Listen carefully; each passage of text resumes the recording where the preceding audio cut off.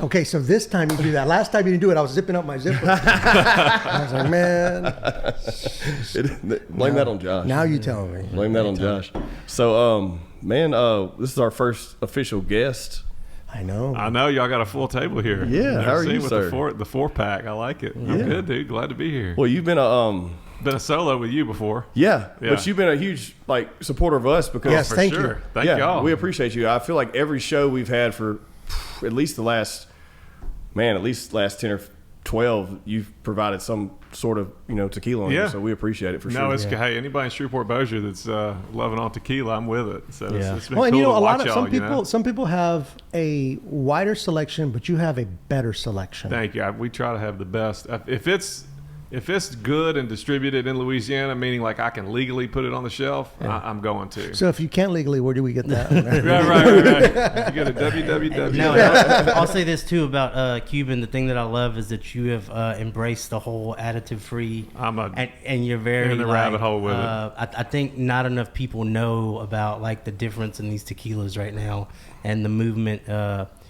In this whole, not a movement, it's what tequila should be and what it should taste like. We're just additive free. Don't get me wrong, there's some, we've had some on here that you can say, hey, they taste good, but I think people need to know that like some of this is, it's just that they're adding certain flavorings and certain things to these tequilas to make them taste that way. Yeah. So I've been big on the additive free just because, I feel like you're tasting what the distiller intended you to taste. And I had one of my suppliers put me onto the Tequila Matchmaker app, and right around the time I was learning about additive free, because if you drink, a certain brand that's built for the American palate, that's that vanilla, yellow cake, sweet, and that's fine. It may taste great. I mean, I get it. I like yellow birthday cake. Mom made it for me but if you want to taste what tequila should taste like, was created to taste like, then a lot of the brands that we all love, that y'all talk about a lot. Well, and so that's that whole end of that right end of the aisle at Cuban. I mean, that's the tequila, and it doesn't matter. There's some $20 tequilas, there's some $500 tequilas, and everywhere in between. We've got a great selection today. But that's what the distilleries down there that have been doing this for hundreds of years. That's what it's supposed to taste like. Are you trying a lot of these yourself? I'm excited. I saw him in the store today with this one. I mean, that's a brand that I've carried that I haven't tried yet, but I try as many as I can. I'll buy. A lot of the suppliers will have an open bottle. We'll crack some. The store will buy some that we can try together, like with my staff, friends, whatever. Well, I always have that don't judge a book by cover. Yeah. I think a lot of it goes the same with tequila, but when I saw that was on the not additive shelf, and I love the bottle. So even if it sucks, I'll just put the bottle up as a decoration. Yeah. A lot of times we get those. Be all right. We've got those to where the bottles were beautiful and the tequila was horrible. And that's a good rule. And it's not just for tequila, but that is a rule I've learned in the liquor business. Like if there's more dollars in the bottle than what's inside, I mean, that's marketing, right? Yeah. Well, I have so many questions. So if I ask too many questions, hell no, stop I love me. it. I don't get to dig in to talk for an hour. Well, about DJ, tequila. let's go over what we got first. Yeah, let's start. Let's start. So I have an El Mayor. This was given to me from the staff downstairs, and we're just going to try it out. Like I think you were saying that we've had the Reposado and then Añejo. And then I had to look. We talked about it, and you said something, and I'd already seen it. But I had to get the members mark. They have their own Cristalino now, and I always throw the members mark in here just because it's not ever a bad drink. Like we haven't had a bad experience with it compared to a lot of others that have been hyped up. And then Jose, that's Lalo right now. Just like I said, I keep a bottle of this at my house at all times. It's just kind of my everyday. 100%. Yeah, and then El Pintor, which I just saw at Cuban, and I've been wanting to try it for a while. So I said, hey, now's the time. And then I had a Hughes Songs that was given to me. I don't think we've had this Añejo on here. I know we've had, like you said, we've had the Reposado, the Blanco, and we've had the Platinum. Yeah, I've never been disappointed with that brand on any of them, so I'm sure it'll be good. And then, Ben, you were saying you got this. Yeah, I got this Insolito. I sent you guys a picture of one that I was going to get, but then I looked up on the top, and I'm not a tall guy, so I was like, what the hell you got up there? And I reached back there, and I saw this one. I was going to get the silver because, you're purist, but then this bottle called to me, and so I was like, no, this is the one I want to try. This looks like my dream Hacienda. Oh It's yeah, like how it looks on the outside. Yeah, You walk yeah, there, it's yeah. like, oh yeah, nice and smooth. Yeah, I like that bottle. that's cool. And then Grant, you tell us what you brought. Yeah, we brought. Well, first I brought a mezcal just to screw with y'all. So we can save that for last or not at all. We but, can put in that. Screw it. But this brand, Cierto, is really cool. They're additive free. This is actually the extra in Yeho that a buddy gave to me. We sell the Blanco Repper and in Yeho, but it's made at one of my favorite gnomes distilleries in tequila. They make Cimarron, they make Don Fulano, they make Tears of Laronia. This is just like an iconic distillery where this is made, and it's like 4 years old. It's delicious. So. I'm excited about that. Nice. Yeah. Well, let's start one of these lower end Blancos. You want to start with the El Mayor? Yeah, let's do the El Mayor because Yeah. it's decent, and and you probably already answered some of these questions on DJ's podcast, but I don't listen to every one of his podcasts. I love him, but I don't listen. An honest man over here sitting right next to him. We got way too much. But like, what got you into the liquor game? So I got into it. I started. Twisted Root was my first kind of solo business I had, and so I started learning about booze then, but that was primarily a craft beer joint, and that was kind of my first love in the industry in general. So I started learning about it a little, but Andrew Crawford, my partner and friend, and I, we bought Jacqueline's in 2019, but Cuban came available in 2020, and so we purchased it. And the owner was kind of a family friend, and I'd told him for years, hey, if neither of your sons move back to Shreveport and you decide to retire, please call me first. And he did. Like Christmas time 2019, we started talking. Of course, COVID hit 2020. Everything went off the rails. Sold a lot of liquor after that. But it was lucky because the restaurants went to hell. At the same time, the liquor stores in America had an all-time spike in business. It was nothing for a liquor store in America to be up 20-30%. That's insane. I believe it. And so what Andrew and I decided to do is during that time is reinvest some of these profits we weren't banking on in inventory. And so we just grew the shelves. Bourbon was booming, tequila, cognac, gin, everything. And so during that time of luck, we got to play with a bunch of categories from customers and friends and suppliers. They all had all this new stuff. Everybody was at home bartending because you couldn't go out and get a margarita. Right. So every American was making margaritas at the house. And so we just started really investing in the shelves, and that's when I really nerded out into bourbon first, because I was always kind of a bourbon guy, but then shortly after tequila. Yeah.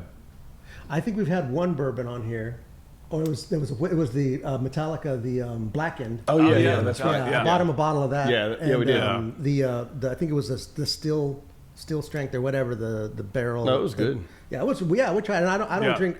Tequila is all I drink, really. I mean, and so I like it. But I did like that bourbon, and I did take every time we have a really good extra añejo. I can taste a little bit of that bourbon flavor. Absolutely, in it. yeah. So I do like that. Yeah. This isn't bad. No, it's not. So for what it is, good palate cleanser. I don't know hey Josh, you check a price point on this El Mayor Blanco.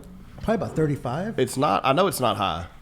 I'm just curious to see what the price point is. Like I said, we didn't purchase it, so I'm not sure. He did have a bottle of that Grand Mayan. That's not it. Down there, right there, $23. So super cheap. Yeah. Super cheap. Not horrible. Yeah, it's not too bad. I mean, I like it. I don't know if it has any additives in it or not. Grant, is that what you're looking at now? Well, yeah, I was looking at where it's No. made. I mean, Yeah. it's not. So just because it's not certified additive free, that's just one company, and they've got an interesting the Mexican agency that governs tequila actually suing and trying to shut down and sue the couple that created the additive free app. There's a lot of drama there. But anyway, just because it's not on the app, that may just mean that this company didn't decide to pay the $1,000 to get on the app. Okay. But most tequilas, even the really small brands that have invested in their branding to be additive free, they're going to get on the app. I mean, it's kind of a no-brainer. So you can kind of, like Patron was one of the very first companies on this app. And I think they had some beef and got off of it. Now, they say that they're still additive free, and a lot of the people I follow say that they are additive free except for the tall, skinny bottles, like that El Cielo and some of the others. So, You can drink Patron and drink Casamigos, and one has a hell of a lot more yellow birthday cake flavor. Have you seen the recent suit? Did you see yeah. Yeah, I was going to ask about that. Can you pull that up? Yeah. So it's a recent suit against it's the distiller that or the company that bottles Don Julio. Don Julio and Casamigos. Just pull up that. Now, is it the brewery or is it the specific brand? It's the brand, I believe. So federal lawsuit against. There it is. So what's the headline? A federal lawsuit accuses Casamigos and Don Julio of spiking their tequilas with cane spirit. So, from what I read, just briefly, essentially they were marketing as 100% agave, and some of those brands were coming back at like 30%. That's right. Wow. Yeah. So you can obviously, I mean, Diageo is one of the largest spirits companies in the world, right? So I mean, that's Kettle One and Bullet and Tanqueray, and so they bought George Clooney, right? The famous $1 billion deal sold, and they own Don Julio too. So obviously they could water down their tequila, or in this case, use Everclear or whatever the neutral grain spirit is, and it would make them a lot more profitable. But I mean, it's insane to think of that a major brand would be literally risking their entire brand doing this. But at the same time, you can research a lot of the in Mexico on the ground, a lot of the people that work for the agency that governs tequila. There's rumors about how they wouldn't inspect the trucks and stuff, because to call yourself a tequila, you've got to follow certain rules, and to call yourself 100% blue agave, you've got to follow certain rules. And so it's crazy to think about that they would be doing this. But on the flip side, it's not surprising at all, because the shit tastes like my mom's yellow birthday cake. Well, see, and what got me is like I felt like a shot to my gut was I like their añejo. I like the Casamigos añejo, and I think the reason I like it tastes different than any of their other Casamigos brands, and I don't know if they do that with the extra añejo, or if they just do that with that, or they do it with all the brands, or just they do it with the silvers because it's easier to kind of put it in there, and you don't really taste the thing. But because we've tasted some before, and we're like, okay, that's got so much sugar. Absolutely. Like Casa Azul or Clase Azul.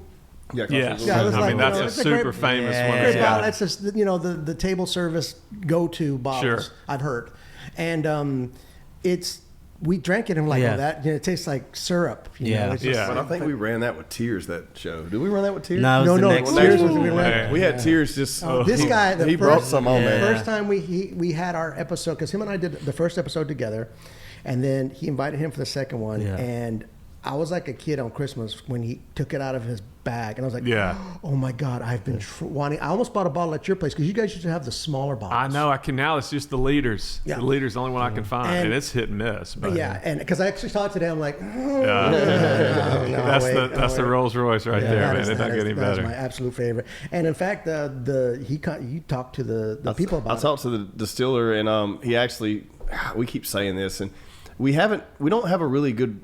We would have to really retrofit this podcast to make it to where we could bring on a Zoom guest and it be. I wouldn't want to ruin the quality of the show. Yeah. So, but he did offer up to come on the show. That's killer. And it was, but I was just like, I haven't figured out. We need to really invest the time on trying to figure out how we can make that to where it would be something seamless that we wouldn't lose any quality of the show. Right. Because I would love to have him on, but yeah. So in a business like yours, is the best seller the cheapest or the one that gets the most hype at a specific time? So it's really interesting. What I'm learning at a super big store, it's different. But at Cuban, most of the time, except for maybe 5 to 6 o'clock on a Friday, we've got more employees than we do customers in there, and that's on purpose. Mm-hmm. That's to where we're not going to berate you, but if you come in with a question, we're going to talk to you. And we're not all experts, but we're learning, and we start to geek out. So like, for example, Lalo is the number one. Now, granted, I've also heard it's the number one tequila in Texas right now. Oh, okay. But it's the number one seller at Cuban. And a lot of the reason is we all got behind it. We all love it. It's like $40-something. You can drink it neat. You can mix with it and not feel guilty on the price.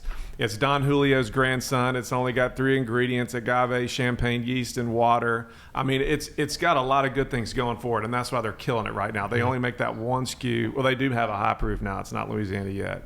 But so a lot of the reason is we're becoming known as an additive-free shop. Okay. Like we sell Cuervo and we sell Casamigos, and Casamigos I think is still number 2, but a lot of us at the store have gotten behind the brand, and then somebody might come in and try it and like it, and now he's telling all of his friends, and now they're coming in and asking for it.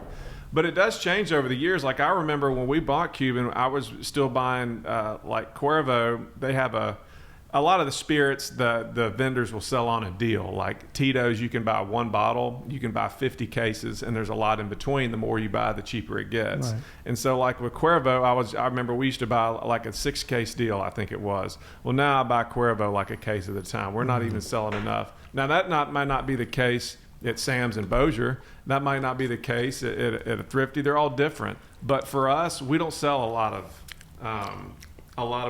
we still sell a lot of Patron and a lot of Don Julio, Casamigos certainly, but man, I'm proud that our top SKU is Lalo. I'm proud that Cimarron and Arete and Tapatio are all in our top 5. You know, so that's pretty cool. No, the first time I had it, so so good. I don't even think. The first time I had it, I don't even think I had saw it in Louisiana No, yet. you found it Yeah, like I found it in Texas because of one of the groups. Everybody was hyped. They're like, y'all got to try this tequila or whatever. Yeah. And then when I saw it, I think you might have been the first person in town to get it. Yeah. And I've been telling people, I was like, guys, for the price point on this tequila, and what's don't the get me price wrong, point on this? I think we sell for like 45? Yeah, it's great. And like I said, it's Don Julio's grandson. They only make Blanco. They do make a high proof now. He sold it out in Texas so fast that it literally wiped the entire distillery out. So the high proof hadn't even made it to Louisiana yet. Wow. But it's pretty cool to do one thing and to not resist the temptation to get into a million different expressions. Even on the high end, the additive free end, they do one thing and they do it damn well. It has such a distinct flavor. So what would encourage a company like this to just go out on their own and say, okay, here's what we're going to do. We're going to do one thing. We're going to do it better than anybody else. We're not going to get any celebrities. We're not going to get any, Super Bowl commercials. We're just going to, what makes a company, what kind of, I guess, pride or confidence how many tequila companies do you know that do that? Yeah, I mean, I don't know. I think I can't think of a one that only makes one SKU. Right, and I think it just goes back to like what I read about the story about he's Don Julio's grandson, and he kind of wanted to just go back to the roots on like how a tequila should be done. I mean, I will say, and vodka's vodka, but Tito's is similar. I'm not talking necessarily like additive free versus commercial vodka, but can you imagine how tempting it would be for him to branch out into flavored vodka, into other spirits, and they sell one item 6 ways. They got the 50 ml, the 200, the 375, the 750, the half gallon. They've got a little 4-pack now. That is it, man. And he also hasn't sold out yet because that is one guy, one company. He's not sold out. Any one of the major brands in the world would buy him out, and they haven't done it. So it's easier, I'm sure. And I'm not a tequila manufacturer, but I'm sure it's a hell of a lot easier, especially starting out, to start with one thing. He doesn't have to worry about barrels and aging, reposado, and getting into flavors, and he's doing one thing, and he's crushing it. I mean, to be the number 1 tequila in Texas right now, can you imagine? Yeah. That's insane. Well, see, and you brought up a good point about Tito's because, to me, I know nothing about vodka. Just as somebody who drinks something else might know nothing about tequila. Might not know anything about tequila. So to me, when I see Tito's is available in all these different sizes, to me, okay, and this is just to me not knowing, understanding, to me that's a cheap brand because you can buy it in a gallon jug or you can buy it, again, being not understanding, but I see like, Sky Vodka, or I see stuff, and that's marketing, obviously. But you see all these, the packaging, the neat thing. But to hear you say that it's the number 1 because they're doing it the right way, I think people who don't drink tequila think the same way about tequila. Just being in a bar atmosphere, growing up like around that and being out, like being a bachelor for so many years of my life before I got married and stuff like that, it's like when you go to the bar, you're not asking you used to hear Grey Goose and I want a Grey Goose and cranberry. It's Tito's and this, Tito's and that, Tito's and that. Yeah, but now it's like if you go to a bar, they're asking for Tito's. Yeah, they are. They are, and I mean, a vodka drinker, you can, and even if you're a tequila drinker, like I could, because vodka, there's potato vodka and corn vodka and this and that, and you could line a bunch out on a table, and if there's distilled from something different, you could taste the difference. But then on the flip side, corn vodka like that. It's got vodka, and it's distilled X times in the marketing and stuff. But dude, it's a marketing machine, and it has become like Kleenex. Yeah. People don't ask for tissue; they ask for Kleenex. Yeah. And people go to a bar, they want a Tito's. They want Tito's. Yeah. And we have bottles at Cuban that they have gone because he will sue your ass if you try to knock him off. But there are bottles at Cuban you can look at, and the packaging is as close as they can get, and it is literally distilled in Dripping Springs or across the street from where Tito's is supposedly distilled. I think they make it and then truck it down to Texas and finish it off. But my point is they have come as close as they can to the package and to the flavor. And it is in some cases a third of the price.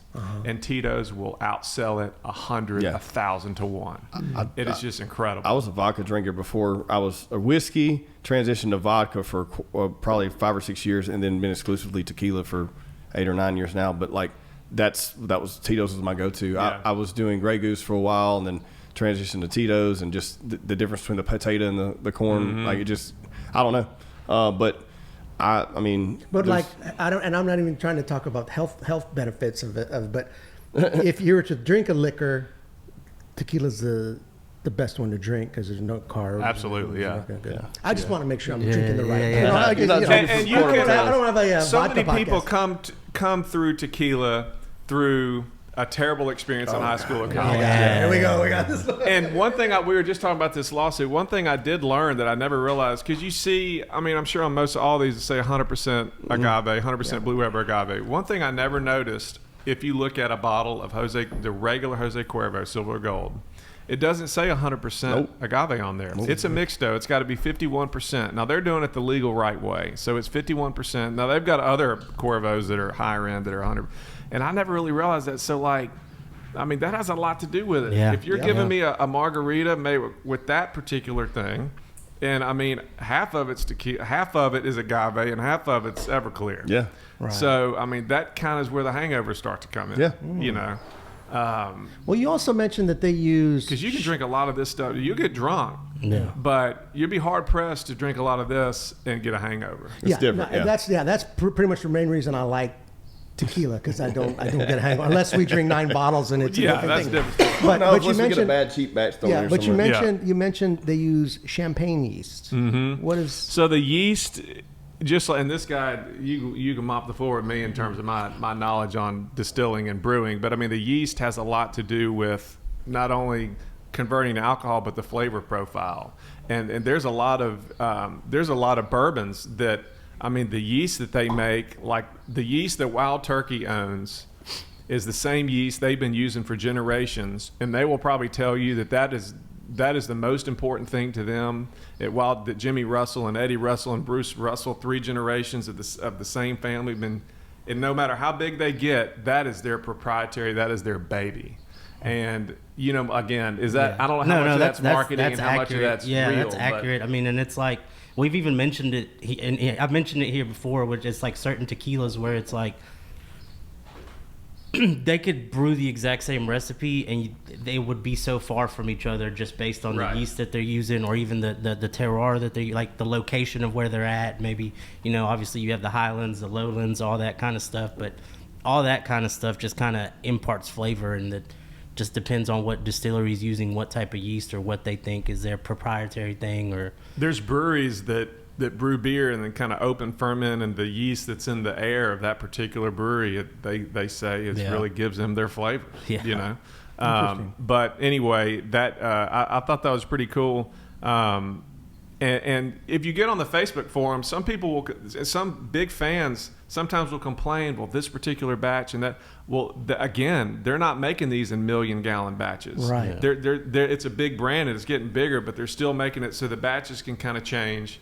There's Lagratone is a brand that we sell a lot of, and see the same kind of thing. But I think that's kind of cool. I think that it's still kind of an artisan thing, even at scale. I mean, you're really watching a brand really become mainstream, but they've still figured out a way how to kind of be boutique artisan. It's pretty cool. When you mentioned that too, I know. I think that's partly why I think the mezcal growth has happened. Yeah. Because I do think it's got more of an artisanal thing. Yeah, going for on, 100%. Whereas tequila has become so mainstream. And don't get me wrong, like I think the problem is that there's a lot of people that are still kind of uneducated on the So quality of what these. you're saying is this is heavy metal and that's grunge. Something like that. Yeah. And so You know, they're like, I'm not my dad's music. This is my music. Yeah, Okay. but I mean, there is a lot of good quality tequila that's being made the right way these Yes. days. But it's just that it's been so commercialized where people are so used to the Cuervos and Terramanas nowadays and all of that stuff. Well, see, with me, that- like when I drink a tequila, one of the biggest memories is sense of smell and taste. And so I mentioned that when we had Tears of Llorona, it reminded me of Christmas morning, my grandmother's house. There was this smell, this flavor. When I drink Lalo, it reminds me of summertime at the swimming pool when I was a kid. Cool, yeah. It's like that little bit of a chlorine kind of mixed with, the air, and it's just I had this thing, but I didn't taste it in the last bottle we had, but I tasted it this time in this bottle. So yeah, We're going into Insolito now, going from Blanco to Reposado. Reposado. Let's see, I love see how we Reposado. feel here.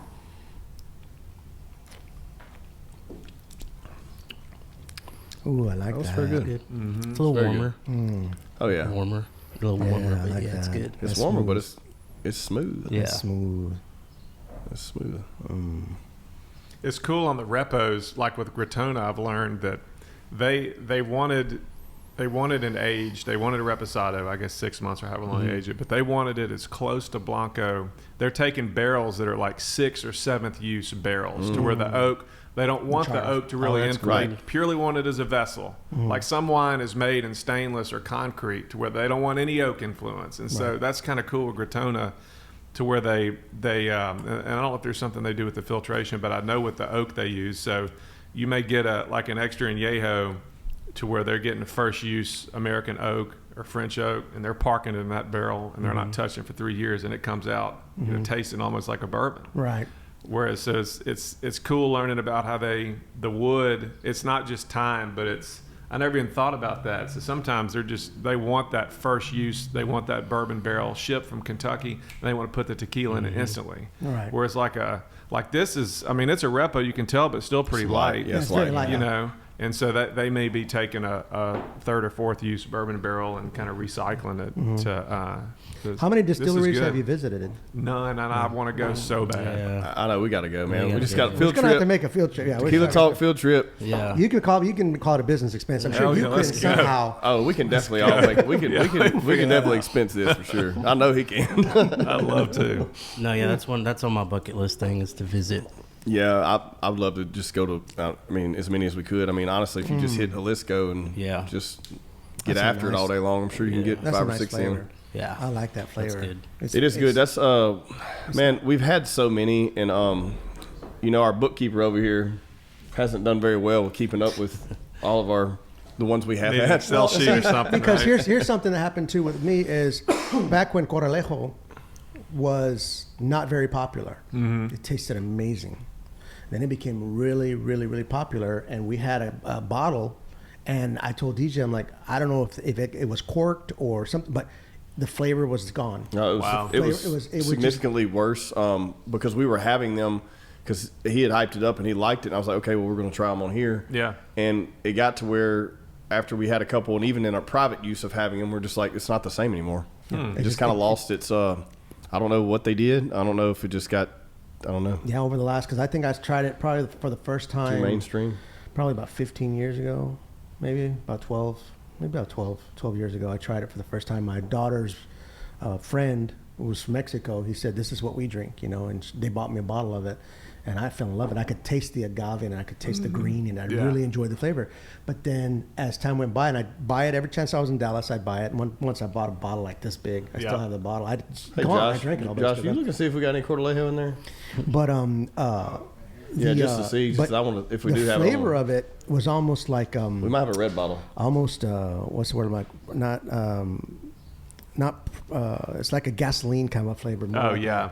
yeah, it had like this, Yeah. just really like this is not the right flavor for this tequila. And I don't know if it was a bad batch or like I said, or like was corked and it got air in the bottle, but it kind of lost me on the brand. And so, my go-to brand now is for lack of anything is just the Sam's Club silver. Seriously, I mean Dude, that's it's what. good. It's That's not what I bad. like. Like I'll come home and I'll have. You want to narrate that? I'll have. No, I can't have my reading glasses, man. Oh, okay. I can't read it. Look, that's how tiny that is.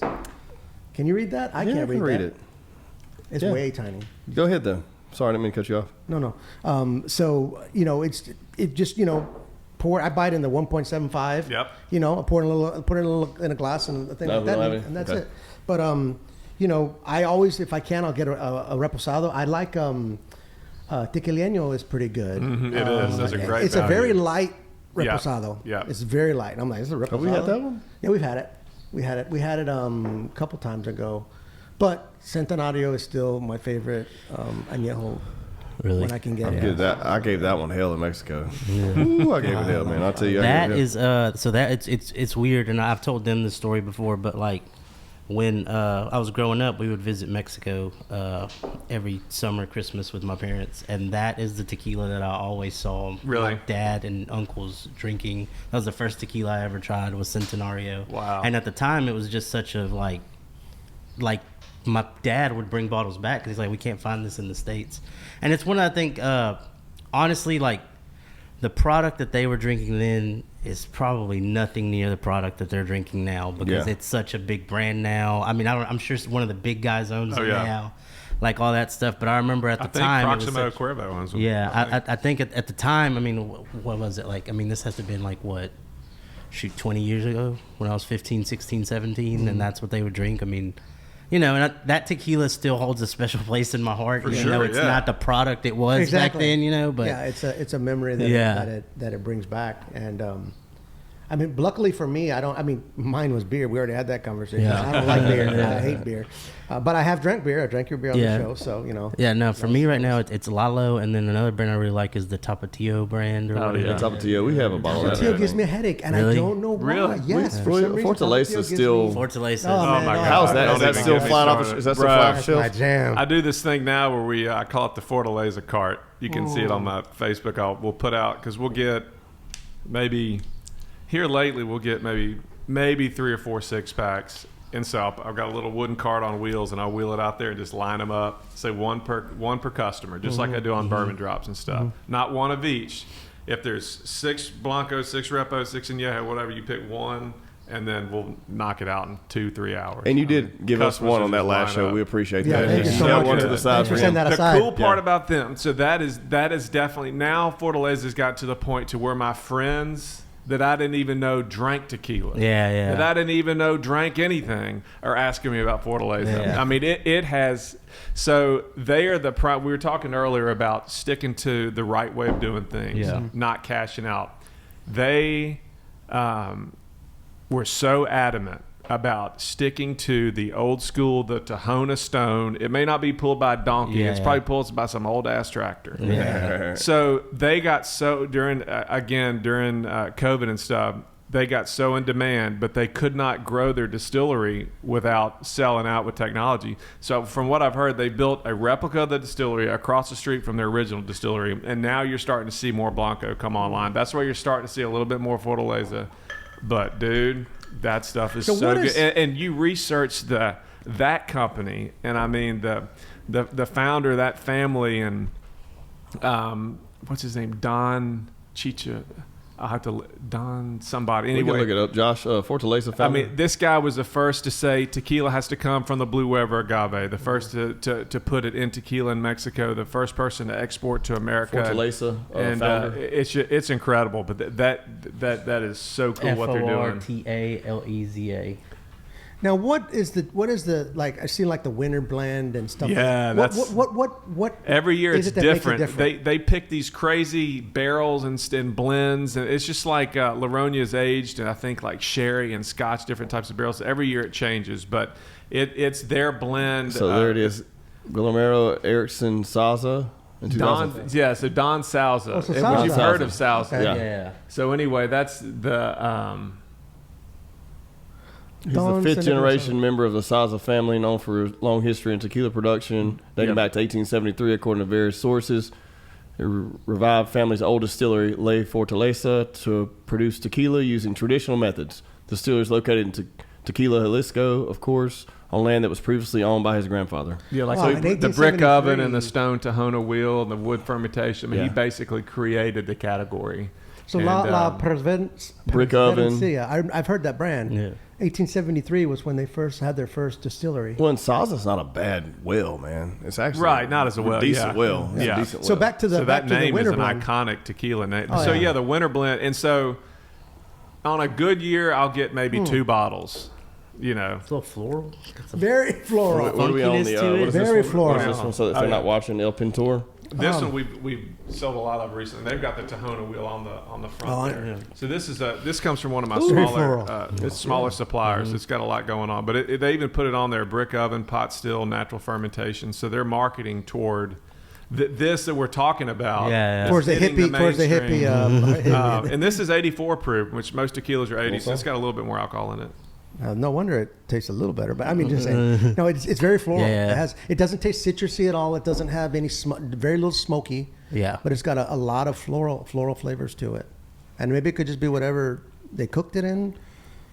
You taste it? Yeah, Like no, the that's florals? great. No, yeah, I mean it's kind of fruity. Yeah, Yeah, but not citrusy at all. There's no acidity. No, it's in just it. green. It's Green. very Yeah, green, real very green. floral. Yeah. very natural tasting. So back But to it's crazy that a brand like Fortaleza is it's funny again, like just like with my friends, just seeing it is. There's no telling how much tequila they could sell if they could make enough. Yeah, yeah. But they can't make enough because they refuse to make it any other But than it's the the- way it's- that great yeah, great it's- great granddad made It's it. the demand and the quality. I mean, that's Yeah. what's going to keep them So popular. I don't know if you heard the episode where we were talking about the Fortaleza one time. So the last time my dad went to Mexico, which was what was that, like a year and a half ago? I think at we had least, it. yeah. So my dad is from Jalisco, from the Okay. state of Jalisco. So he's about 2.5 hours away from Tequila. That's cool. Is like my dad's hometown. And so I wanted a bottle. I mean, I know I have the stuff here. Like I got a bunch of Fortaleza at home, but I wanted a bottle that said What's Los the original Abuelos brand? on- Yeah, Abuelos. Los Yeah, Abuelos Abuelos, on yeah, it. yeah. Yeah, and he said even there in the state where tequila's, he's like, I had a hard time finding Wow. a bottle that said Los Abuelos on it. And I think he had to like special order it from a liquor store in his town. But and again, we had it, and I mean, no difference from the Reposado Sure. we get here. But Right, it was right, just yeah. cool to It's have. cool getting the it was just original cool that it label. said Los Abuelos on Yeah. it, and of course it had the marble on top and all Yeah. that stuff. So, But it it's the was same super thing cool. as like Regalo de Dios and a 1 in a million.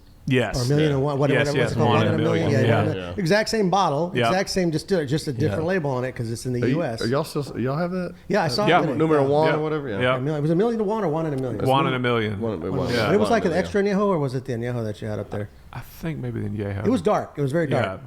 But I mean, they still hand paint those the agave on top of the Fortaleza bottle, and it's I just know, it's I crazy. love- Yeah. I saved. I have so many bottles of tequila I just threw away, but I kept The recycled, Fortaleza bottles. mainly it's mainly Coca-Cola, the glass Coca-Cola bottles. You know, they recycle. And Uh-huh. But yeah, the winter blend I've only ever tasted, I think, one.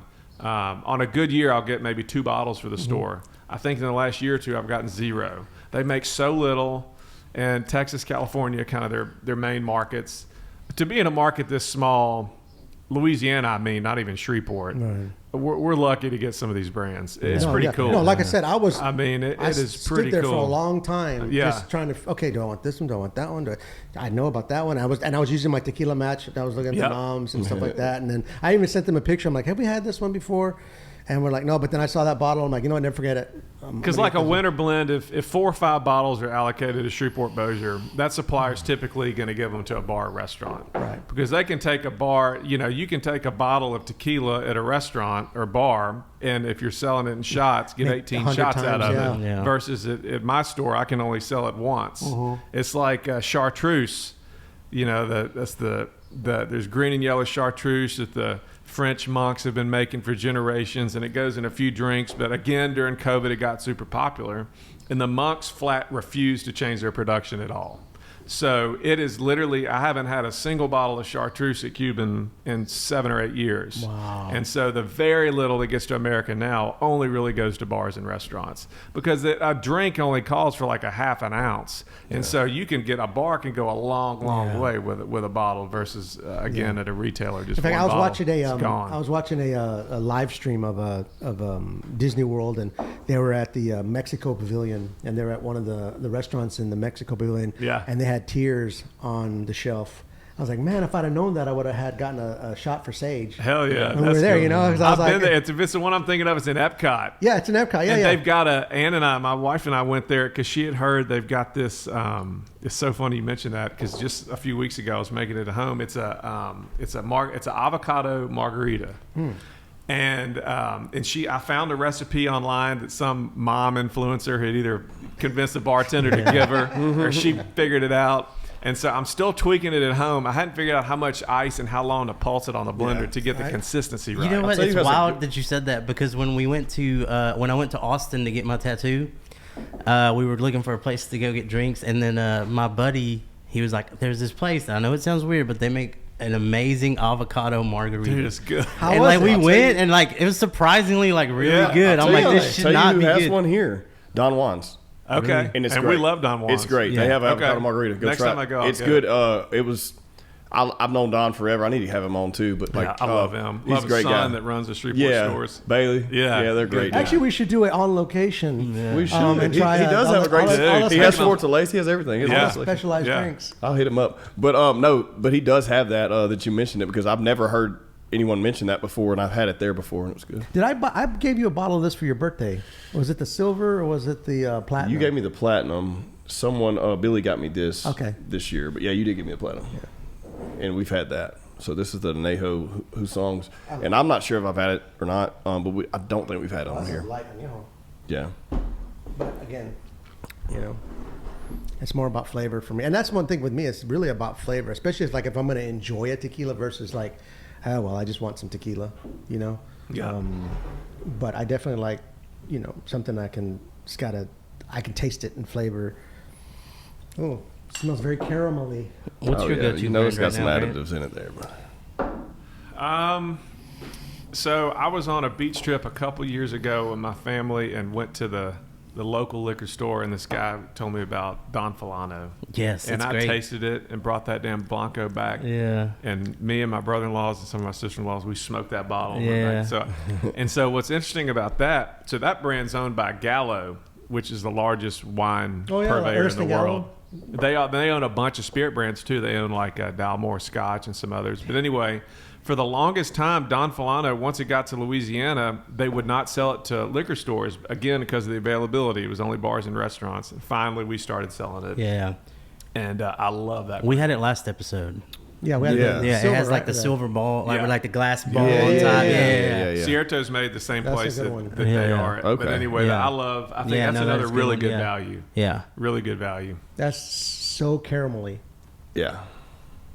Yeah. Did you take it? It's Yeah. very. It's almost Yeah. like this reminds me of again. everything always takes me back. It reminds me of like suntan lotion on the beach. Yeah.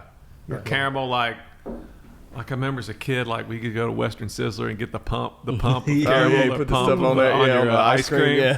It's like that caramel, Yeah, it is. It's very. But Very again, sweet. If it's one of those things like a Sunday afternoon, and I don't want to get hammered, but I just want to enjoy a nice drink, Right. pet the Well, dogs. you make like a good old fashioned out of that. if you Yeah, do I was like gonna a say cute it'll hold up to old-fashioned. ice. So But that's see, like that's the thing. I never mix. The only thing I'll ever mix is a silver, and it could be something that I just don't know. I don't enough. either, but I'll mess around every now and then and make a different type of cocktail. Like when I send y'all pictures of shit or whatever when I'm doing Yeah, something. It's with the Reposado or the Anejo. I'll make something different. Like a margarita with those just doesn't. Yeah. It doesn't sit well. Yeah. Yeah, there's too many different flavors. You need a going really on. good Blanco. But I think, and back to that, and that's why I love Lalo, I feel, right now, at least, you know what I'm saying, because it's the quality's there of it as a sipper, but also the price point's there to where if you are making a nice cocktail, you don't feel guilty bad about it. That's You can make 100% why Yeah. it's a selling great well. ranch water out of that. Yeah. I made. Oh, like, yeah. I mean, I do my palomas with that. Yeah. Like, it's just...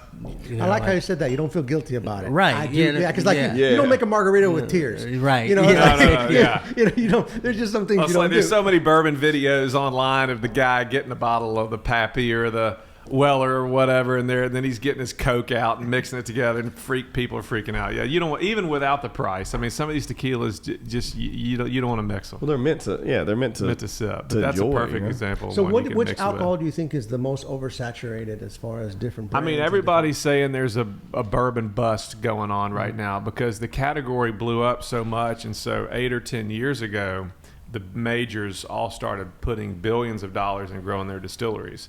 And so a brand like Buffalo Trace, even Buffalo Trace, that $25 bottle I sell is probably 6 or 7 year old whiskey inside it, and it's so good. Yeah. And so here we are, fast forward 6, 7, 8 years, you're starting to see the fruits of all this investment come online. And Wild Turkey's down 7%, and Brown-Forman, which is like Jack Daniels and Woodford, they're down 4 or 5%, and you're starting to see a lot of the majors. And I don't think it's and then all these boutique bourbon brands have been popping up all over the country, 50 states. Everybody's making whiskey. And I think it's not necessarily people are drinking less bourbon as much as it is they've all just maybe overinvested. That's a hard thing to be a multi-billion-dollar bourbon company, and you're having to make this much whiskey that sits in a barrel for 5 or 10 years, and you're having to predict a future on that level. I would not want that job. But now you're starting to see age statements come online, for like Wild Turkey's coming out with an 8-year, and Old Fitzgerald's coming out with a 7-year. These are everyday $40, $50 items. Is Old Charter still like Old Charter's still a great brand? Like, do you still sell a lot of that? Yeah. Dude, I remember like you couldn't hardly get your hands on the 12 years. That's still a thing, like where you can't get your hands on that? It's still hard. Yeah. But you're starting to see older whiskeys come out. Eagle Rare was a 10-year. Now they've got a 12-year coming. And so I think that's just a result of this investment that they all made a decade ago. Now they're having to make that judgment. They can let it sit in a barrel, and it tastes better to an extent. Certainly they can charge more for it, but then they've got They're sitting on it for hundreds of thousands of barrels sitting that they're having to figure out. So, and then also a lot of the whiskey brands are buying tequila brands so they can use the barrels, a big part of that. I mean, Brown-Forman that owns Jack Daniels and Woodford Reserve and Old Forester, they own Herradura. So they can take these Jack barrels and ship them down to Mexico. And so it's really interesting to see a lot of that going on too. It's like a Henry Ford kind of a thing. Yeah. It's like, you know, when he was building his Model T car, when he was ordering his engines, he told the manufacturers they had to put it in a specific pallet, specific size pallet, this dimensions. When they took the engine out, he flipped it over and they used it as the part of the car. Oh, that's cool. Yeah, and so he saved money on that by them doing that. So it's kind of like them, like, oh, you know what, we're going to buy all this so we can use these to also make tequila. We can use our thing. That's a smart thing to do. I mean, you can go across ways. Especially, I mean, do you feel like there's going to be a tequila bust right behind this bourbon bust? Because I feel like it's getting super oversaturated. It's getting just saturated. In how we've been doing this for 5 years now. So it's like. But we still run across new things. Oh, we do. You do. We do. So, I mean, we've done over 60 I mean, just today, an hour before I got here, I was emailing one of my suppliers. Is I may be the only person in Shreveport buying from them. They don't run trucks up here, and but he sells us Cascanes. Okay, yeah. And he just got the rights to sell in Louisiana Volans, which is another great brand that I've never even tried. I'm super fired up. I've never even had this damn tequila, but I've read so much about it and I know what they're about. And so, you know, I got to figure out a way to get to New Orleans and go get my shipment. What's pick it funny up. is after you taste this and you go back and taste the El Mayor. Yeah, I know. It's weird how you progress. Yeah, we do that a lot. We do that. We'll rewind and try that. We're like, That's oh cool. my goodness. We'll say let's go back. So that we're going to the Cristalino, the Members Mark Cristalino, just for just for the hell of it. It's like the guy says, a Chrysler 300 is like a Bentley. Mm-hmm. Yeah, unless it's sitting next to a Bentley. Yeah. So what makes you decide? How do you predict what do you think is going to be a good seller? Yeah, it's fun. I mean, I get a lot of like I was running a restaurant. It was a franchise, and I'm not a chef. First to admit, like you're creative and super talented with food. And Josh is too. Like, so all I could do is take what they gave me and execute it. Yeah. And every now and then we get a new burger of the month, and that would be cool to see if it worked or not. So I've had a lot of. So that's why I leaned into the beer category, because I could pick a new brand and see if it worked and do an event and that kind of stuff. So at Cuban, it's cool because I can learn about a brand or a category and put it out there and see if it works and talk to customers, see what they like. And so it's constantly it's not that big of a gamble most of the time. You can pick a bottle and put a few bottles on the shelf or a few cases and see if it works or not. If it doesn't work, you can mark it down and get it out of there. So I'm limited on space, and that's really my limit. Right. We're going to run out of space before we run out of the dollars because we already have the shelves are full. And so with the tequila, the additive-free stuff, it started to work. And so some of the non-additive tequilas, I would just discontinue and get them out, and it's grown and grown and grown. And so now, now we've just about sold every brand of additive-free tequila that's distributed in Louisiana. I've carried. Some of them I've discontinued that haven't moved, or like in Solito, the bottle you bought, I literally just keep 1 or 2 bottles on the shelf. When you walked out, I texted my supplier. It was before our cutoff. I said, "Hey man, send me another Solito repo tomorrow." And then some of them, like Lalo, we're buying 10 cases at a time. Right. And so you experiment. It's like fishing. You kind of see what works, and then once it works, I just lean into it. THC category, same thing. How's that going? Non-alcohol category, same thing. Too. So do you have Willie's? Too. Do you have the Willie's yet? The Willie Nelson, his THC. Oh yeah, his THC. I've read about that. I don't think it's here but yet. You all remember that movie Back to the Future 3?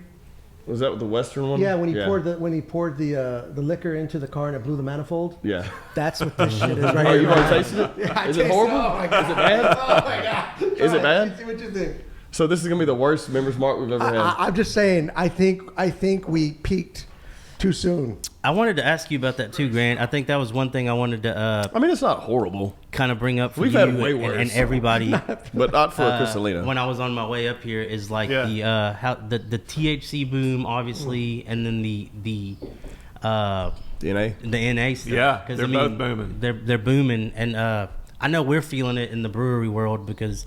And I know, like, we've seen, like, because I try to keep up with some of the trends and some of these studies they do. And, I mean, we have seen, like, last year, I think, was the first year that more breweries closed than opened. That's right. And then also, but I think, like, younger people are drinking less and less. Are you going to do NA? We want to, but there's a process to it, and it's like, it's one of those things, and it's like, even when you figure out that process, it's like it might taste like complete shit too, it's hard. And it's like wine is really hard. Yeah. Ooh, I've had some bad non-alcohol wines. Yeah. I mean, so bad. Beer's tough. Like Athletic Brewing is now. They got it figured out. They're like a top 10 brewery in America. Yeah. They got it figured out. Like in total, not non-alcohol. I mean total. They're huge. They got 2 huge facilities. I think they bought the Ballast Point facility in the West Coast, they were one of the top 10 breweries in America. And but yeah, I mean it's a scientific process that I know nothing about, but you can damn sure taste a good one from a bad one. Yeah. But that category, we were buying again during COVID, started learning about it, and all these non-alcohol. The cool part about that category is that I can legally buy direct from the manufacturer and have it shipped to me because there's no alcohol in it. Right. So I don't have to worry about the 3-tier system and all that. Yeah. Okay. It's a pain in the ass because you got to get online and every supplier you're buying individually. It's coming FedEx. And all that kind of stuff. But I was buying Athletic beer like 10 cases at a time over FedEx, and then 10 other brands, Ritual Whiskey and all these different brands, and now they've all been picked up by distribution. Yeah. Most of them have been purchased by these big conglomerates we're talking about. So as a category, as a percent of America, alcohol industry, whatever, it's still pretty small, but the growth is like vertical. Well, the THC seltzers, and same with that. It's huge. Yeah. And we still, my wife and I are still experimenting with different ones, like trying different ones. Like we just order them straight from whatever website. Most legally you can only have 5 milligrams That's here right. in Louisiana. Yeah. But if you order online, you can get a 10, a 15, a 50. Yep. But we tried different ones, and a lot of them taste like absolute shit. You know? But it's like you don't know until you try it. Right. But it is cool to.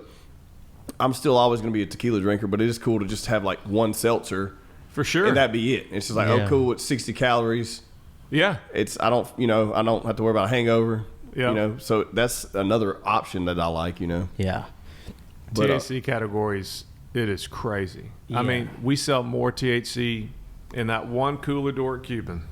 That one door is wild because right now I've really tried. I like selling the seltzers cold. We have some on the hot wall, but that one door outsells gin, outsells rum, outsells champagne, outsells cheese. That's crazy. Wow. In Shreveport, Louisiana, and the category is only 2 years old, at least in my store. What's your demographic? Is it all over the place? It is mainly 25 to 40-year-old wives, moms that right before they go pick the kids up. We're drinking Chardonnay. I need give me a bottle of that. We're drinking, instead of drinking a bottle of Chardonnay over a night or two, or drinking that, there's less calories. Yeah. There's no hangover.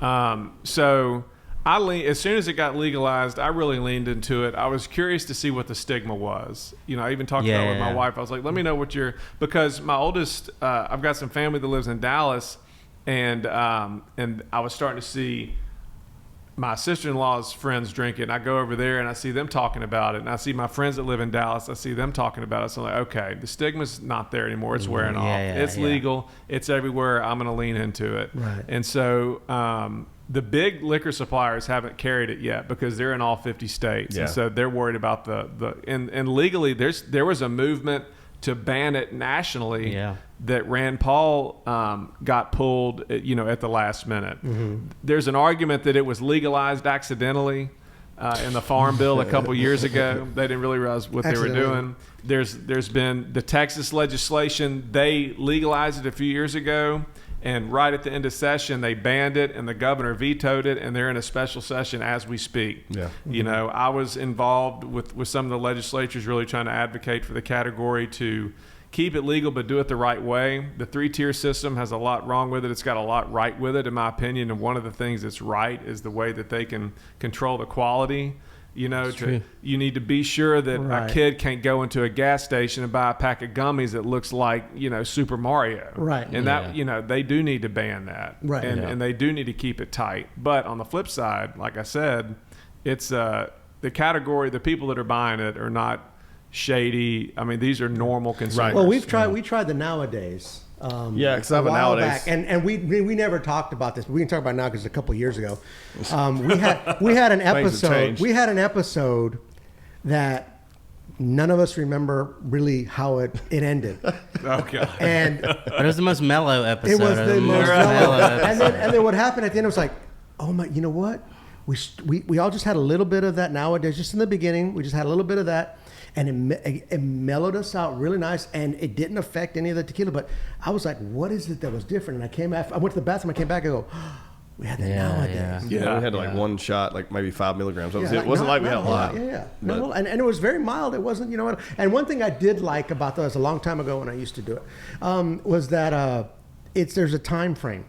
Yeah. It's not like alcohol. Alcohol, everybody's body kind of metabolizes it differently and everything like that. Some of these things, if you look at it from a scientific point of view, in about an hour you'll feel this, about 2 hours you'll be there, 3 hours, 4 hours you're fine. So it's kind of a neat from a scientific standpoint. The way they manufacture it is almost like Excedrin, or a Tylenol. Take one every 4 to 6 hours, and you're gonna start on the back of the cans because it's such a new category. It's super interesting because there's not a beer or liquor or wine in America in any liquor store on any shelf that you can buy, and on the back it will say, okay, we recommend you drink this one. But since the category is so new, because for the most part, a kid grows up in America, whatever the household, some are super liberal, some are super conservative, but whatever it is, it's very rare that a kid is just going to randomly not be exposed to alcohol and then go buy this bottle of tequila and drink the whole thing. Like right, exactly. But with this category, it's new, and so they're trying to explain to you, because then you get into the 50 milligram cans and you don't know what it is. You drink the whole thing and you're, on the top of the roof for 10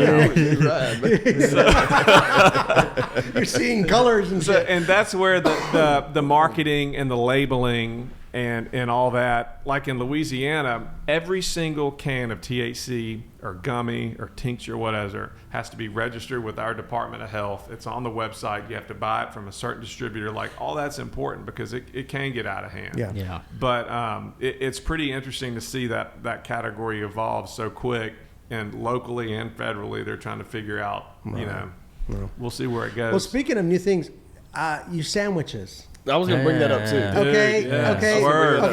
Is it just over? Yeah, just over there. How's that going? I saw the Cuban drop today. I saw the post today. Yeah. So no, it was just us. I think in obviously, like we've mentioned it on here. I think breweries are. I think I don't mean it in a negatively way, but I think we're all kind of have to shift. We're shifting our game plans a little bit, and not necessarily like where.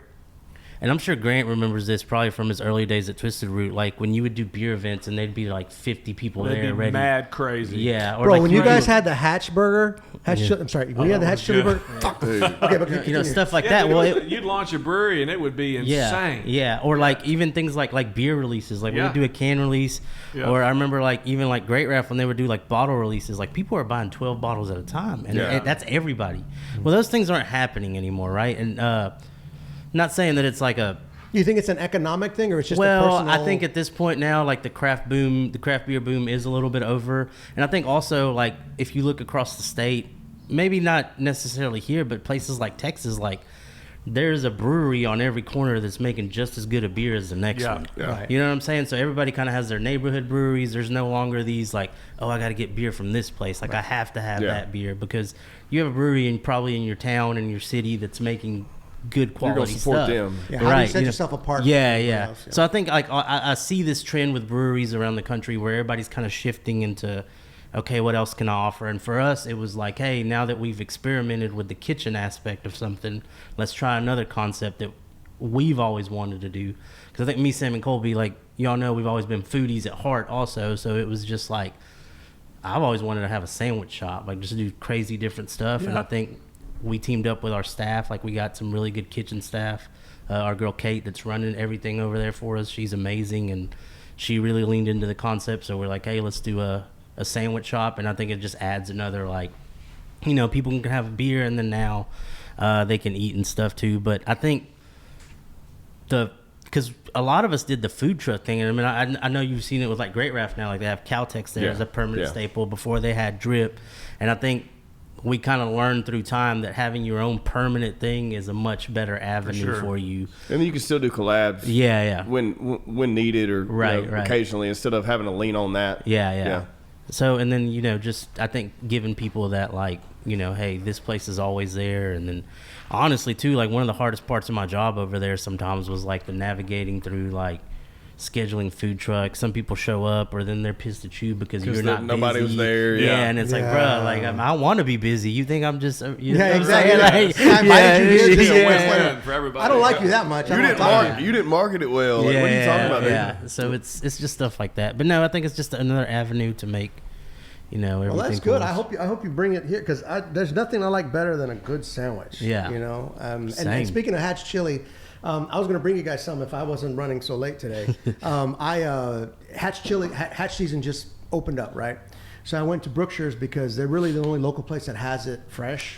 Because I like to roast my own. You know, sometimes I roast but I used to go to Dallas to like Albertsons and stuff. They would do it for you.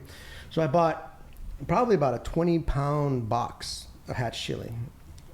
I grossly underestimated how long it would take. Took me 3 days to roast it all. I have a big green egg, right? A nice big green egg. It took me 3 days to roast it all, peel it all, chop it all, or peel it all and put it in the freezer. So I've got chili for all three of you guys. Every time I see you, okay? Cool. I've got mild and extra hot. But what's crazy is I started it on. I told my wife. I said, okay. I said Saturday. I said, don't bother me. I said I'm gonna go get some chili. I'm gonna set the green egg up. I'm gonna have the dogs outside. I'm gonna sit them. We're gonna drink some tequila. We're gonna do it. But it started getting dark. I still wasn't. It wasn't even done with the mild. I had half a box of mild, half a box of extra hot. Sunday I finished up. Monday morning I got up. I peeled it all. The rest of it. I was like, oh, okay, I'm done. And then I looked in the fridge. I still had another container. And I'm like, oh crap. So I did all that. Well, yesterday, guess what? I found another container inside the fridge. So I'm like, okay, well, those I just put in the freezer with the actual with actual skin on it. But the reason I do that is because when winter comes around, I love to make soups. I love to make bread. Oh yeah. And I put that in every soup that I make. You know, everything, and so it's kind of like back in the day when you harvested and you staved it for the winter. Yeah. So, but I grossly underestimated how many chilies were in a box that big. So I'm not going to do that again. Or if I do, I'll do it in two sections. But I've had chili. I've had something with green chili in the last four nights. I had something with grilled chili on it.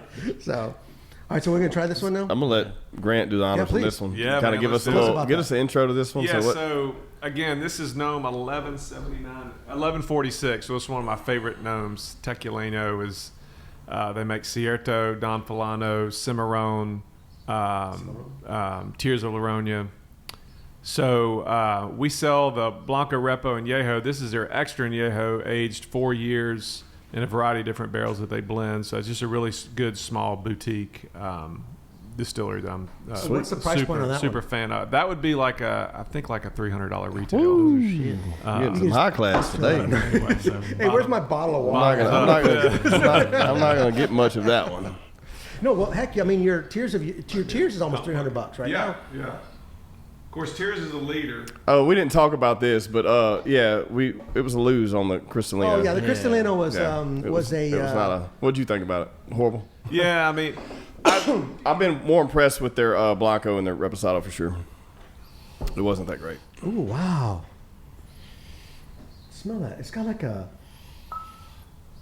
it's very clean. It's almost antiseptic, but not a bad antiseptic. Almost like a pure, it's just strong. pure smell. It's just strong. Some vanilla. Oh yeah, it's great. Yeah, some vanilla, some oak. It's great. like Yep, vanilla and oak. kind of some You taste- almost like some chocolate cherry. Yep. I Yeah. guess. Yep.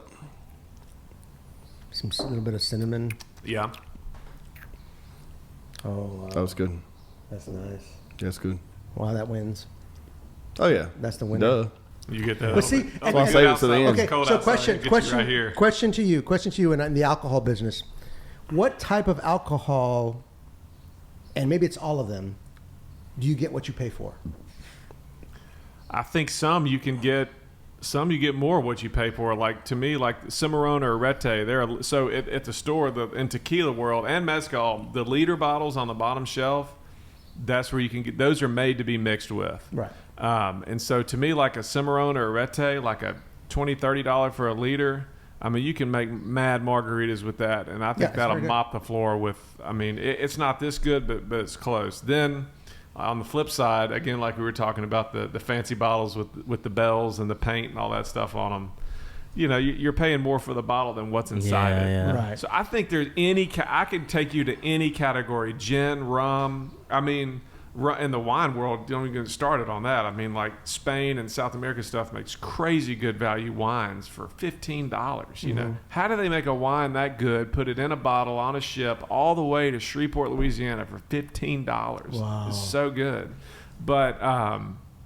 But yeah, I think, you know, rum is. I've started getting into rum some more too, and it's so cool with that because every single region of the Caribbean, and now America too, this makes rum, and they all taste different. They all have their own way of doing it stuff. I mean, you could have a rum podcast and geek out on that just the same. So I think any category you can get what you pay for, and some, you know, like again, I mean, Buffalo Trace for $25. They make a Sazerac that owns Buffalo Trace. They own a brand called Benchmark. Yeah. And Benchmark Full Proof is like $24 retail, and it's like 100-something proof. And I mean, it is so damn good. It's not bad. I don't know how they do it. I used to be a whiskey drinker, and that's what I drank because it was cheap. It's good. Before I knew you, I think even before we did this podcast, maybe while we did this podcast, I used to go get Eagle Rare from you guys Right. because It I was have on the buddies shelf. that live in Texas who couldn't get it in Texas. Yeah. And so I'm like, okay, I said I'm gonna go visit my son. My son lives in Dallas. I'm like, I'll go visit him. And so they'd like give me an order. So I'd go buy a bottle from you. I go buy a bottle from Thrifty because it was Yep. you know you could only buy one bottle. at And a you time. could get it then. Now Yeah. it's not on the shelf anywhere Yeah. And unless so it's overpriced. I think I bought them like 6 bottles or something like that. Yeah. And they had like a little tasting thing, but it was very. That was one of those things where we can get it here, but you can't get it there. Right. That was kind of a neat thing. You know, Absolutely, yeah. Because when I went to Omaha, Nebraska, when I was in Dallas, probably a bottle of Corralejo would cost me about $35. Okay, in Omaha, Nebraska, in kind of a seedy section of town, I could get exact same bottle for $25, and I was like, that's kind of weird, you know. Yeah. But my uncle, who's a professor, who's brilliant, he's like, well, Ben, because the people he live in this neighborhood can buy that for $25, but they can't buy it for $35. They're not going to buy it. Yeah. But they'll buy it for $25. So the liquor store bought it for the exact same price as every other one does, but they know we can't sell this for 35, but we can sell the shit out of it for 25. And I was like, that makes a good point. And I mean, tequila's starting to get how bourbon. There's many bourbon brands that like there's 100 ways to sell what we call this allocated products, and like Fortaleza is kind of allocated now. So I mean, I could get a bottle of Fortaleza in Yeho, and instead of selling it for, I don't know, 80 or whatever it is, put a $150 price tag on it, and it'll be on the shelf for a little while longer. Right. But I just don't do that. Same with Blanton's and Pappy and everything else. Van Winkle 10-year, I think the MSRP is like $80, $90. Right. That's what we sell it for. I don't put it on the shelf. I put it in one of our charity raffles, or I'll put it on a bourbon drop randomly. But so you may have to get lucky to get it, but at Cuban you're gonna get lucky and pay retail for it. Right. Yeah. At other stores, it's gonna be what we call in a museum behind the glass. Yeah. And it's going to have an extra zero on the back of it. Yeah. And that is a way to do it. Right. But that's not how I'm going to do it. Right. And so tequila... that doesn't work in this... What made you decide to do that? Because everyone else in this market does that. My thing is I actually did the math. Okay. I kind of did... One day, I had about an hour to kill, and I got on Excel, and I kind of typed out the brands that I could jack the price up on. Right. And I did the math on how many I get of that bottle. And what I could get. And I did the math, and I was like, okay, you could make extra X $1,000 a year on whatever it was. I mean, it's a large number, but it's not so large to where I know how many customers I'm going to piss off. Yeah. Yeah. And those customers are my Jack Daniels, Jim Beam, Maker's Mark, Diet Coke, cheese, bottle of wine customers. Right. They're the ones that are paying the light bill. Right. So you can make a few extra $1,000 jacking the price up, but risk pissing off all these customers. Yeah. And the other thing is, because you get asked all the time, and the phone rings every day, looking for Bland's, looking for Pappy, literally every day, multiple times a day. So now I can look my friends in the eye. My employees can look the customer in the eye and say, no, sir, this is how we do it. Yeah. You know, and so you're not having to lie to people. Okay, yeah. You know, you can just say, yes, I do have that in stock. It's going to be sold one of the following ways. It's going to randomly be put out on the shelf. It's going to be on a bourbon drop once a month, or it's going to be our annual charity raffle. And it's so liberating. Yeah, you don't have to feel like, oh, I thought you were my friend, man. That's right. Because, I mean, I've got family asking for this shit. I've got good customers. Yeah. I've got people passing through town that you'll never see again, and everywhere in between. And so that's how we decided to do it. Well, so what was the... Like, what was your strategy when you took the company over? Because I know it's an old name, and y'all kind of went in there and revamped everything. Yeah. Like, what was the strategy there? Because I know they just had, like, their brands. Was it always a deli? Yeah. That's right. So the brand is like 91 years old. It's one of the oldest continuously operated liquor stores, certainly in Louisiana, probably in America. Is there more than one location? There used to be like 15 of them. And so throughout the 1900s, there were in New Orleans and Baton Rouge, and there were 3 on Texas Avenue in Shreveport within about 10 blocks of each other at one time. Wow. That tells you not only how much alcohol was consumed in Shreveport in the 1900s, but also the amount of liquor stores. This was before the 3-tier system, so they could legally... Okay, question. At some point in time, please explain the 3-tier system. I will. That's a good time to do it. So back then in America, even pre-Prohibition, you could own a winery in Italy, put it on a tanker, ship it to America. You could import that wine. You could own the wine. You could distribute it to competitors, and you could own a retail shop and distribute it to yourself. So there's a lot of power in that, because you can obviously corner markets. Mm-hmm. You could sell it to your competitor for one price and sell it to yourself for another. And so and then you've got the labeling, and you could call it bourbon, but it may be gasoline. I mean, there's a lot of reasons why. And so the 3-tier system basically means the 3 tiers. You've got the producer, so he makes the beer. Then he sells the beer to the wholesaler, like he sells up here to Eagle Distributing. So the wholesaler then sells to all the retailers. They sell to Cuban, they sell to Thrifty, they sell to Walmart, they sell to everybody. And so that wholesaler is legally required to only sell his beer in a certain geography, and he's got to sell it for the same price to everybody. And there's a lot of other laws that go along with that, but those are the 3 tiers of manufacturing. In America, it is illegal for me to own 1 penny of his company. And because The reason is if I owned some of his company, he'd give me some brother-in-law deals. Right. It may be over the table, may be under the table. Right. And so that's kind of where all that, where those 3 tiers of production came from. And so there are 3, this is interesting. There's 3 retailers in Louisiana that were so old, they got grandfathered in, and they predate the 3-tier system. Cuban was one of them. There's a retailer in New Orleans called Martin Wine Cellar, a badass liquor store, and they make some killer sandwiches too. Really? So Martin's owns Wines Unlimited, who's a wholesaler that I buy from, and they own a retailer, but they're grandfathered in. Hocus Pocus is a cool retailer in South Louisiana. They own Mystic Vine that I buy some of this tequila from, and then Cuban. But Cuban no longer, they got out of the distribution business, I think in maybe the 70s or 80s. But the license was still old enough, but we just decided we're never going to distribute. Like we forego all that when we bought Cuban. But so it's really interesting. But the liquor laws are ever changing, and in any city you go in, they're going to be different. But that's kind of the lay of the land. Are the laws constantly changing because everybody wants a piece of the action? Yeah, and because like Shreveport in the last couple of years, the laws have changed dramatically. Most people don't realize, but Shreveport just passed a law in the last couple of months. There are no more than 2 liquor stores per square mile in the city. A year ago, they passed another law that says you have to be 1,000 feet from an existing store and 200 feet from a house. And then you've got Louisiana laws that says you got to be 300 feet from a church, school, library, et cetera. So what basically just happened is you're not going to see another liquor store get built in Shreveport ever, unless that law changes.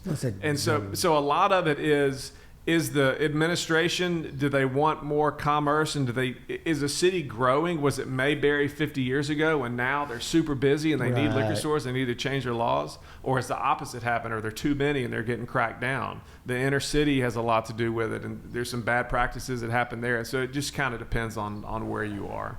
But it's something you always have to watch. Do you see that a lot with taxes, like the taxing of your liquor, and then checking, making sure that you're following their laws and rules? Oh yeah, I mean it's every day. I mean we document literally everything. I mean we're paying our taxes on production, on what we sell, on what we, I think that's just everybody these days. But yeah, no. Now, do you think that may be a reason why some of the breweries are kind of folding under, because they're like, I think a lot of people kind of predicted this thing. I think it's just like any other booming industry. Yeah, it's at some point you're going to plateau, right? And I think we're seeing now where maybe the cream is kind of rising to the top, and the people, and other people. Yeah, but you've done a good job of. We've talked about this numerous times on this show, but you've done a good job of jumping ahead of the trends. Yeah, looking at things, seeing things that work, maintaining your overhead. Yeah, and finding niche products and like things that would fit in certain markets. Right. But the way they set their business up, and I don't know if this was thought of or luck or somewhere in between, but the way they set their business up was super smart, because they are big enough and permitted to legally distribute to me at Cuban and down south. Yeah. But they're small enough to be able to lean into the tap room, which is where most of these sell. Right. I mean, some of my best friends, Lindsay and Andrew, are some of my very best friends. Yeah. I mean, when I opened Twisted, they were at full distribution, and then when things changed, start to do more stuff in the tap room and focus less on distribution maybe, and do the food trucks and the special events. I mean, it changes. And so I can't even think of and can't even imagine a brewery opening in anywhere in America that's going to say, okay, I'm going to open and I'm going to distribute to 10 states. It just doesn't happen anymore. No, because it's not. It's like people say that, even like I think last year when people were like, dang, y'all have beer in Tiger Stadium, which to us it was a huge deal, and it's personally great to go to an LSU game and drink your own beer, and like that was great, right? And everybody's like, oh, y'all made it, and it's like, even, don't get me wrong, it's sold really well in Tiger Stadium, but it's not and it goes back to that 3-tier system where it's not exactly the most right. And don't get me wrong, from a branding, from an advertising perspective, from all that stuff, you do see some of that, but we have to price our product at a price to where when I sell to my distributor and then they sell to Grant, we all have to make money, right? Yeah. So it's like, yeah, I mean, distribution is good for us. Like our right now, our 2 distributors that we've now have been great to us. I mean, even with Eagle here, and I think we're still growing with Eagle, but we've had a fantastic relationship. But yeah, it's one of those things where it's like people don't realize, like, our goal is to bring people into our tap rooms because that's where our profit margins significantly. And don't get me wrong, I still want you to go to Cuban and buy Don Pablo and Cajun. I want you to, go downstairs and drink an EBM. Like that's the goal, right? But that 3-tier system sometimes is it can be good or bad for a lot of people. Obviously, we've seen the bad side of it. Like, I don't know if y'all heard. I don't know if you heard this when Pelican went down and we. Oh, dude. That. I used to drive to Baton Rouge. Yeah. I didn't hear. Tell us what's happening. I would drive to Baton Rouge and get 10. Anybody wants some mezcal? I'll try it. Yeah. And get kegs and cases for the restaurant and the liquor store. Just to be different and have that supply. So we were with this distributor down south called Pelican Distributing, right? And that's who we signed because you sign for certain territories or whatever. So here locally, we're signed to Eagle Distributing. So right now we deal with 3 distributors. We're with Eagle here locally in Lafayette. We deal with another distributor I can't think of off the top of my head, sorry. And then we deal with International Wine and Spirits for the rest of the state, which means they have rights to those. But we were with another distributor called Pelican. Well, they sadly went under. I think we talked about that, yeah. And when I tell you, they screwed a lot of people in a bad way. Why did they go under? Did they just not manage well? Or I don't know, man. And I'll say this, too. I think we came out, like, people ask me about it, and it's almost a sensitive subject when I talk to other breweries that were with them, because we came out pretty okay from that situation. And that's props to my business partner, Sam, who was very like, hey, if I'm not getting a check, you ain't getting no product, buddy. Where some people kind of advanced. I mean, we're not talking we're talking $20,000-$30,000 worth of beer going. You know what I'm saying? Don't make your quarter, man. So Sam was very and I'll forever give him props because, I mean, essentially he kind of saved our business in that end where he was just very like, hey, we're not sending you anything that we're not, or you better catch up on invoices before you want anything from us, kind of a thing. And he was very proactive on that. And so who replaced them? So we're now with International Wine. That's but a lot of the breweries they were carrying that I was in carrying, they just went, like they had breweries from Wisconsin and North Carolina and all over the place. Some Baton Rouge breweries that they're just no longer in distribution. So they just overextended themselves pretty much? I think so. And I mean, I know the distributors, they got, I mean, they've got a lot of power too, the way the laws and stuff were written. Like there's terms, like, payment terms. Right. So in Louisiana, it is actually on the books that you cannot allow 1 day of terms. Right, you have to pay right there. For beer. Now you can for liquor. Liquor and wine, I have 2-week terms on most of my suppliers, but beer, it's instant. Mm-hmm. But when they turn around, that's when they sell me the product at Cuban. But when they turn around and buy it from him, they could say, hey, give me $100,000 of Don Pablo, and they could ship it, and they could twiddle their thumbs as long as they want. Yeah. And that's what started happening.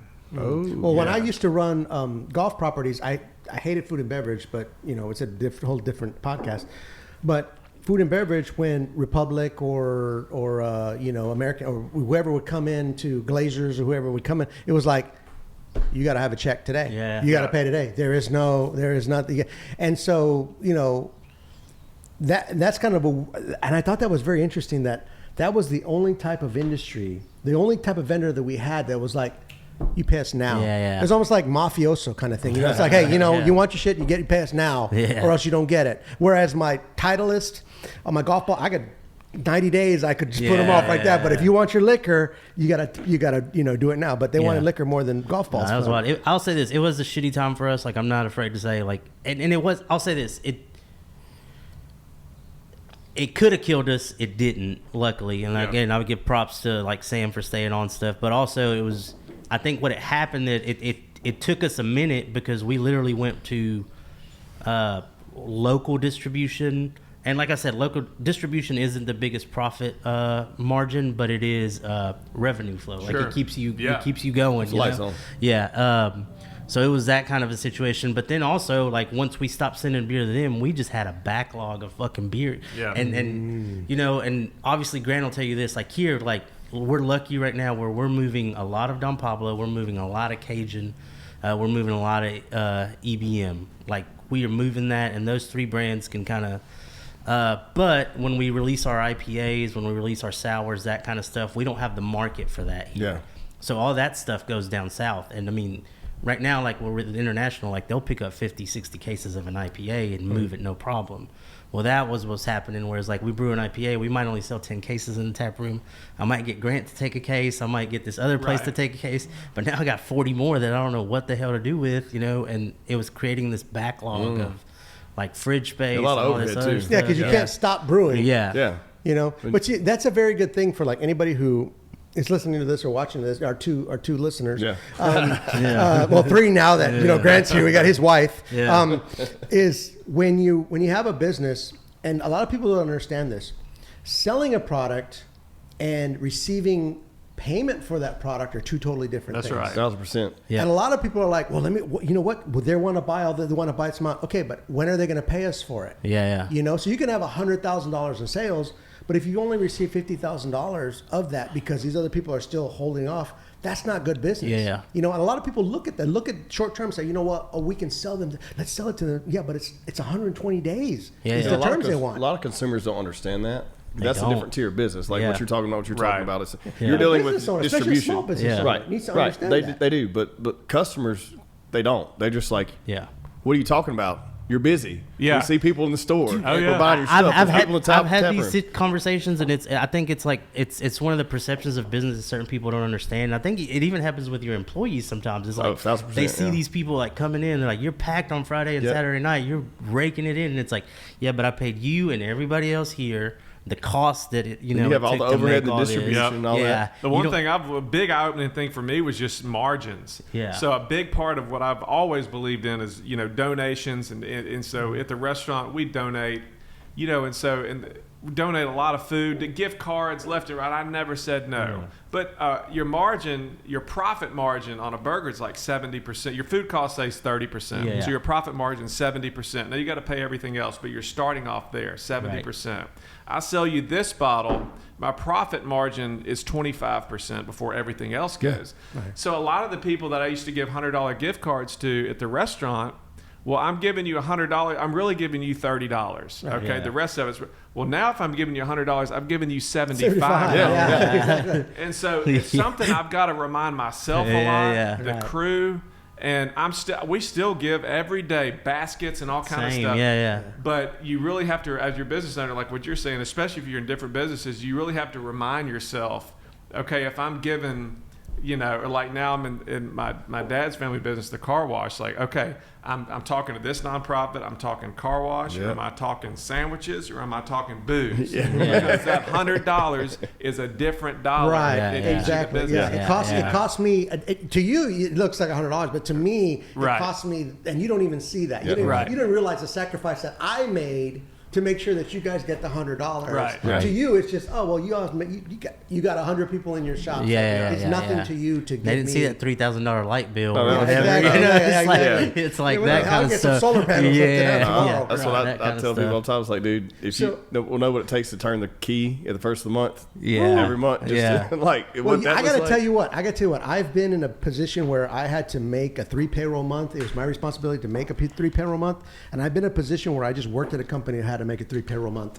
And I got to tell you, it's nice to just be the guy that works at a company that has to make a 3 payroll month sometimes, because there's a lot of things that people go, oh, you own the business and you can make your own hours.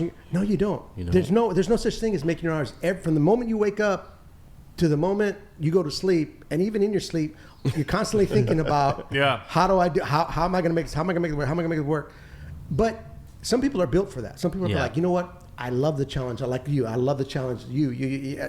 How do I make like you? You started out. I remember we used to go to his place with just a little plastic table, a flat top, cooking tortillas. I cooked tortillas. I'd eat tortillas. He'd make it. That he's got his own. That's how now. Key started. I can remember Rodrigo doing the same thing. And so it's house like parties. And so a lot of people think, oh, you know what? I got to be big before I'm big. No, you got to start here. And then nobody ever gets to see you. Nobody gets to see, you see a duck on water or a swan on water. They look smooth, but underneath they're just doing this. And nobody ever sees under the water that how hard you guys are working. Yeah, no one understands it, man. They don't get it. But everyone at this table has been a product of that, and you understand. That's why we all get along well. It's like, man, but that's what I brought it up from a consumer aspect. They just don't understand because if you're dealing with a W-2 9-to-5 employee, they see what they see. Yeah. They go home and they live their life, and that's the end of the conversation. you know, and then at the same time, if you're running a business and you have employees, they see what they see when they show up, when they go home, and they don't understand that all the stuff that you do in between and what it takes to run this place and the overhead, and you know, it's an interesting conversation. But giving your employees paychecks, like, and I've got some incredible employees, and they understand the grind, but it's still like that paycheck gets every 2 weeks like clockwork. Yeah. And no matter what, there's been times when, you know, you come out of your personal savings to put into the business to give them that paycheck, and that paycheck just hits. But it's But that's well, and it's also one of those things where it's like if you have a family business, you're like, you tell your children, one day I'm gonna leave this to you, and your children go, I don't want a part of this. My kids tell me that now. My kids say now I've seen what it took. Well, it's like Zoe. She works for me, and like I tell her every day, I was like, I don't want you to have no part of this ever. Like I don't want this for. I want to provide you the opportunity to go do whatever you want to. But here's the thing. Let's don't get it twisted, because we spent 3 years getting you away from the man. That's true. And into your own grind. Yeah. So let's don't discount that. No, it's not twisted, but it's also like, look, this is your dream. Yeah. You know, don't put it on them. Don't put it on them. I've been reading these 2 books. Well, I'm listening to them because I don't read very well. I'm dyslexic. But I audio on tape, and one's called "Nobody Wants Your Shit," and the other one's called "Tidy the Fuck Up." Nobody Wants Your Shit is really good because it talks about how... Who's the authors of those? Messi Kondo is the name of the author. Okay. So and it's I think that's a pseudonym. Yeah, pseudonym, yeah. Messi Kondo. Yeah, okay. But Nobody Wants Your Shit is the one I saw it, and it was really interesting because it's like, you think, oh, I want to leave this stuff for my children. I want, even my own family, my wife's family was like, oh, I want my children. They don't want it. Yeah. They don't. And so after my father-in-law passed away, and then after there was some things in the family, and my mother-in-law, and we got rid of the house, and we got rid of all this stuff, and we went through this, like, I don't want my children to have to go through this. Yeah. I don't. So like, I started reading these books because I'm not a hoarder, but I'm very sentimental, and I always think, okay, well, you know what? Common sense should prevail. Common sense about something. But when you look at something that your son, who's now 29 years old, drew for you when he was 6, oh my God, how do I throw this away? I got a whole box of things like that. So a lot of it was, to me, was, and I have a ton of collectible stuff. And one of the things was, okay, you have a ton of collectibles. If you're not displaying them, get rid of them. Because I have a ton of stuff in storage. I have all these Star Wars figures. I have all these things that I thought, one day they're going to want this. And I have all these car magazines that are really cool, and I thought, well, maybe one day my son will want them. But I took the time to ask my son, hey, you want these? He goes, no, I don't want them. Okay, so I threw them away. So a lot of it is, what do I want? So when you think about, somebody like your child or something, that's something you want for your child. You're projecting it onto them. Not necessarily that's something your child wants, because your child may be like, I don't want nothing to do with that. Thank you for the life you provided for me, but I want to go do my own thing. Yeah. So those books have really helped me, but a lot of it is to say, okay, a lot of it is me thinking, I think that they want this. I think that they would benefit from this, or I think that they, it's just, so changing my focus from what I want to, what do you want? Do you want to, and so that's why 2 of my children live in Dallas and Houston, and, so, a lot of it is, especially with businesses, if I can sell it and give you guys the money, great. If you don't want to take it over, that's fine. Yeah. But those are 2 really good books. I really like them.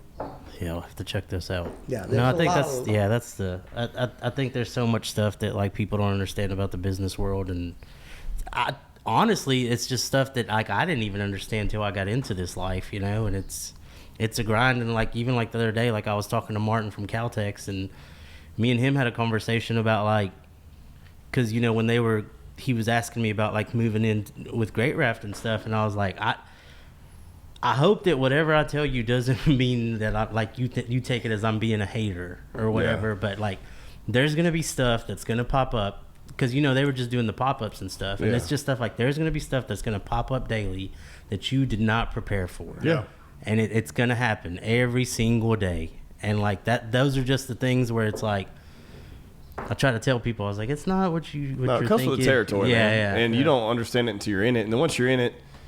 And what's crazy is you get jaded after a while. And I know you know this. Oh, please, You get jaded after a while because you're like, shit gets thrown at you so much that the reaction is not the same anymore. And then other people are like, how in the fuck do you do? How do you this? deal with Like, it? And it's Right, like, it's I another Tuesday. dude, I'm just taking punches. It's like every day. road rage. Every day is road rage. Yeah. Yeah. You go through things and maybe the human psyche is not even built for it. I mean, were we really built to go through COVID? I can remember, I think it was March. It was a Monday. I think it was March 17th, 2020.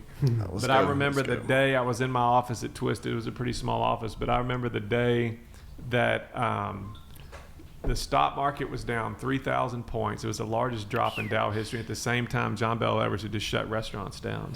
And I remember thinking, okay, because restaurants don't typically keep 90, 120 days of cash flow in the bank. Right. Exactly. Yeah. And I remember thinking, okay, I've got the business is closed.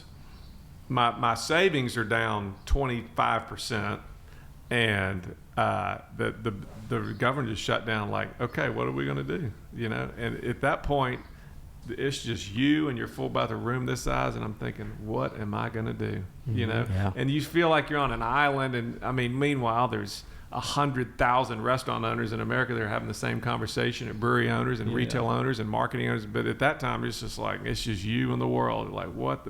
But you figure it out. Yeah. Were you guys open in 2020? No, so this was a different type of oh shit moment for us, because literally we had just got approved for our loan.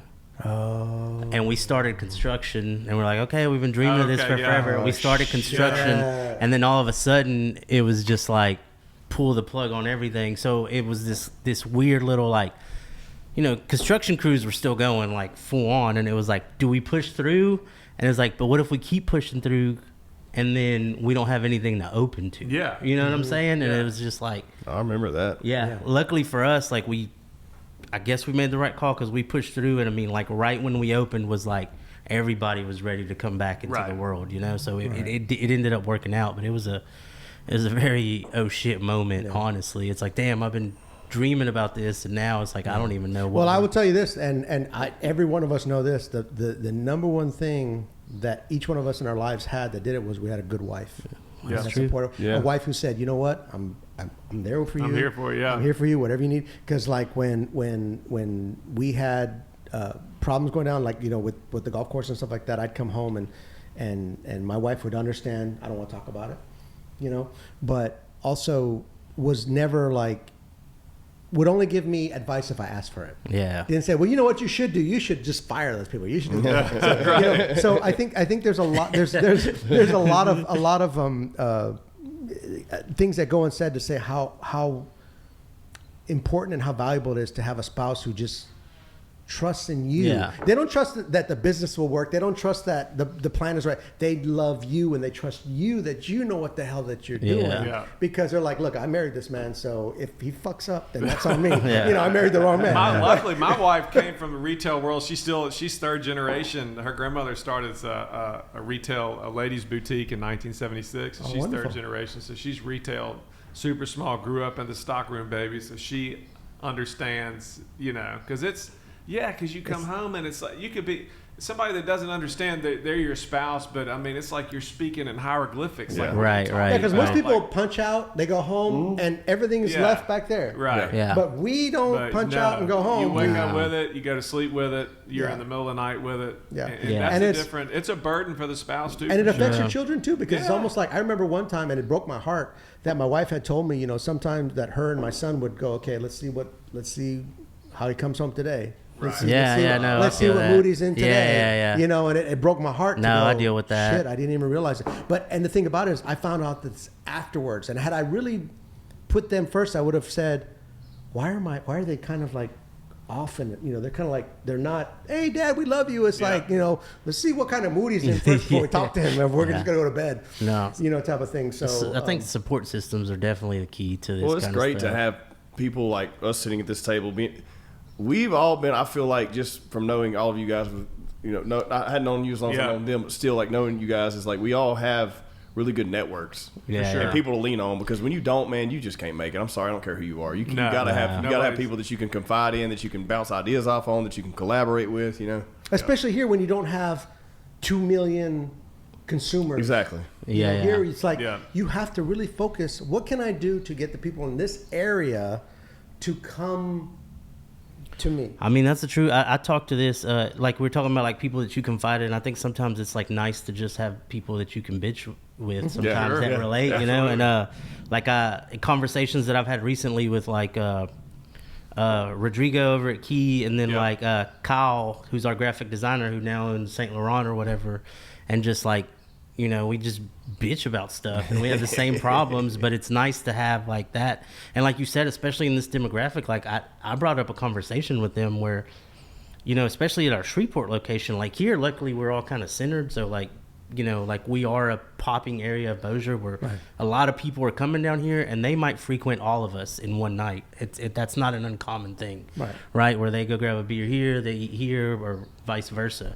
Where I was talking to them about how the Shreveport kind of thing is, where I feel like you put the people, those like I guess what our demographic, where whether you're talking about the Keys, the Saint Laurents, the Great Rafts, the Seven Taps, like a lot of us are competing for the same people every freaking night. You're fighting for the same market every night. Every night. And that's probably the same thing in your world too. Yeah. Yeah. I mean, we're at Shreveport. I tell people we are Shreveport Bossier. I mean, we are so blessed to have. We're the smallest city in America with a world-class museum and a symphony and an opera and a ballet and all an aquarium and all this stuff. And these world-class restaurants, and I mean, like what Rodrigo, and I mean, like Gabe Balderas, and, I mean, Fat Calf, those guys, you know, it's such a blessing. We are so dumb blessed with all this cool shit, but we're a city the size of Detroit, but we've only got 180,000 people, but our average income is $30,000 a house. So you know that cuts both ways. We're dumb lucky, but. That's a. I love that you said. To spread that Gabe's another good friend of mine, but he's just a hard ass on me. He's like tough it up, and he's one of those that it's like he's been through all the bullshit, and he's like, "Fuck it, man, you gotta keep doing this, keep doing this." He's your David Goggins. He's like, "Shut the fuck up." Well, I love that you talked about the world-class museum, Norton Art Gallery.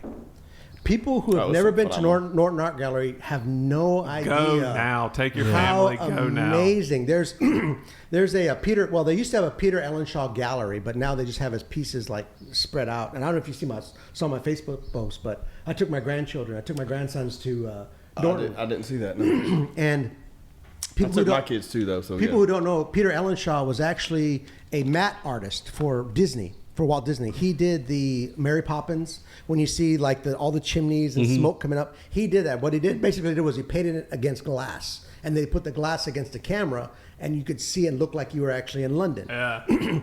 Well, there's actually about 5 Peter Ellenshaw originals in that gallery, and there is one. And the first time I saw it, I fell in love with it. It drew me in, and it's a painting of the Himalayas.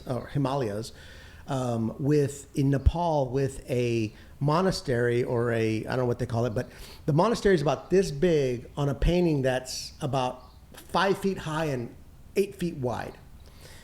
And every time I see that painting, I'm just absorbed by it. And so I wanted to show my grandsons, you know, so we had an opportunity to take my grandchildren to go see it. And I said, I want to show you Pop-Pop's favorite painting. There was three of my favorite paintings are there. And a lot of people don't realize the incredible artwork that is here. I mean, I've been to Dallas. I've seen an original Vermeer painting. Okay. Still, the gallery, the Norton Art Gallery has some paintings that match it, that are just sure. And nobody knows this, and it's free. It doesn't cost anything. You're gonna pay $20 to park in Dallas and $40 a head to get in. Yeah. Thank you. And this is free $99. This is free to go all to. Day. And then you have the beautiful garden out back that you can walk through. It's so funny. Back in the day, they used to have photographers who would take pictures and stuff, and then they stopped them because they were being rude. Well, my daughter, my youngest daughter, took a picture of her prom. They took her prom pictures over there. Well, when we took our grandchildren, my wife kind of placed them on the same thing, and she sent a picture to my daughter. Said, "Look, they're exactly where you were." You know, and like back in that, she could never have thought I'm gonna have 2 boys. You know, I'm gonna have all this stuff, and but there's so much here if you take the time to find it. Yeah. You know, but Norton Art Gallery is, if you've never been there, go. Our food and beverage scene is crazy. It's great, for dude. this. I mean, it's crazy compared to anybody, but like per capita, per the amount of customers. To your point, like. I mean, we just got to keep it in our mind more than the average Dallas Plano customer would and support it. Yeah. But here's the thing. know. The people here, from a financial standpoint, don't have the same mentality that the people in Dallas do. No, it's different. Because people in Dallas, I understand, they were willing to pay for an experience. Yeah. Here, people are willing to pay for what they think is they its want you value. to bring them an experience and then they'll pay for it. It's different. Right Yeah, there. yeah. But There, what they're go willing- to an but- experience here, you have to bring them. Yeah. But what they're willing to pay for it is a little bit different because they're like, well, I didn't have to draw all the way to Right, Dallas to right, do it. So, right. You know, and I always say that because of my experience with Chasing Aces. Yeah, I was going to bring that up. But go ahead. I was gonna Because ask it's an incredible thing. I've had the opportunity to be a part of it for the last since they opened up in the beginning of June. It's an amazing facility. You had the opportunity to come and play. Yeah. In the summertime, it's very hot. Sorry, it's very hot. Wherever you go outside, if you're outside, it's going to be hot. So just understand that. So go when it's darker and it's light. You know, it's not as hot. But there's a difference between the golf business and the golf entertainment business. Yeah. And I found this out. And when I manage golf properties, it's 180 degrees different from what this is. Because this is basically, what I used to tell people is like, look, this is a golf course with a restaurant. This is a restaurant and bar with a driving range. Yeah. It's a totally different thing. Yeah. So the mentality of people is a lot different. It's kind of like when you go to a bowling alley. Do you give a crap about the ball that you pull off? No. So you don't give a crap about the golf clubs that you grab and you break and throw. You don't give a crap because it's like a bowling alley. However, this area needed something like this where people could go in the evening time. They could have snacks and drinks and stuff with their friends, like a bar, kind of like, but it's like, look, I don't just want to sit around and drink. I want to do something. Like when I used to go to the beach in Hawaii, I'm not let's lay down on the sand and get tanned. I'm already tanned. I don't need that shit, right? I want to surf. I want to swim.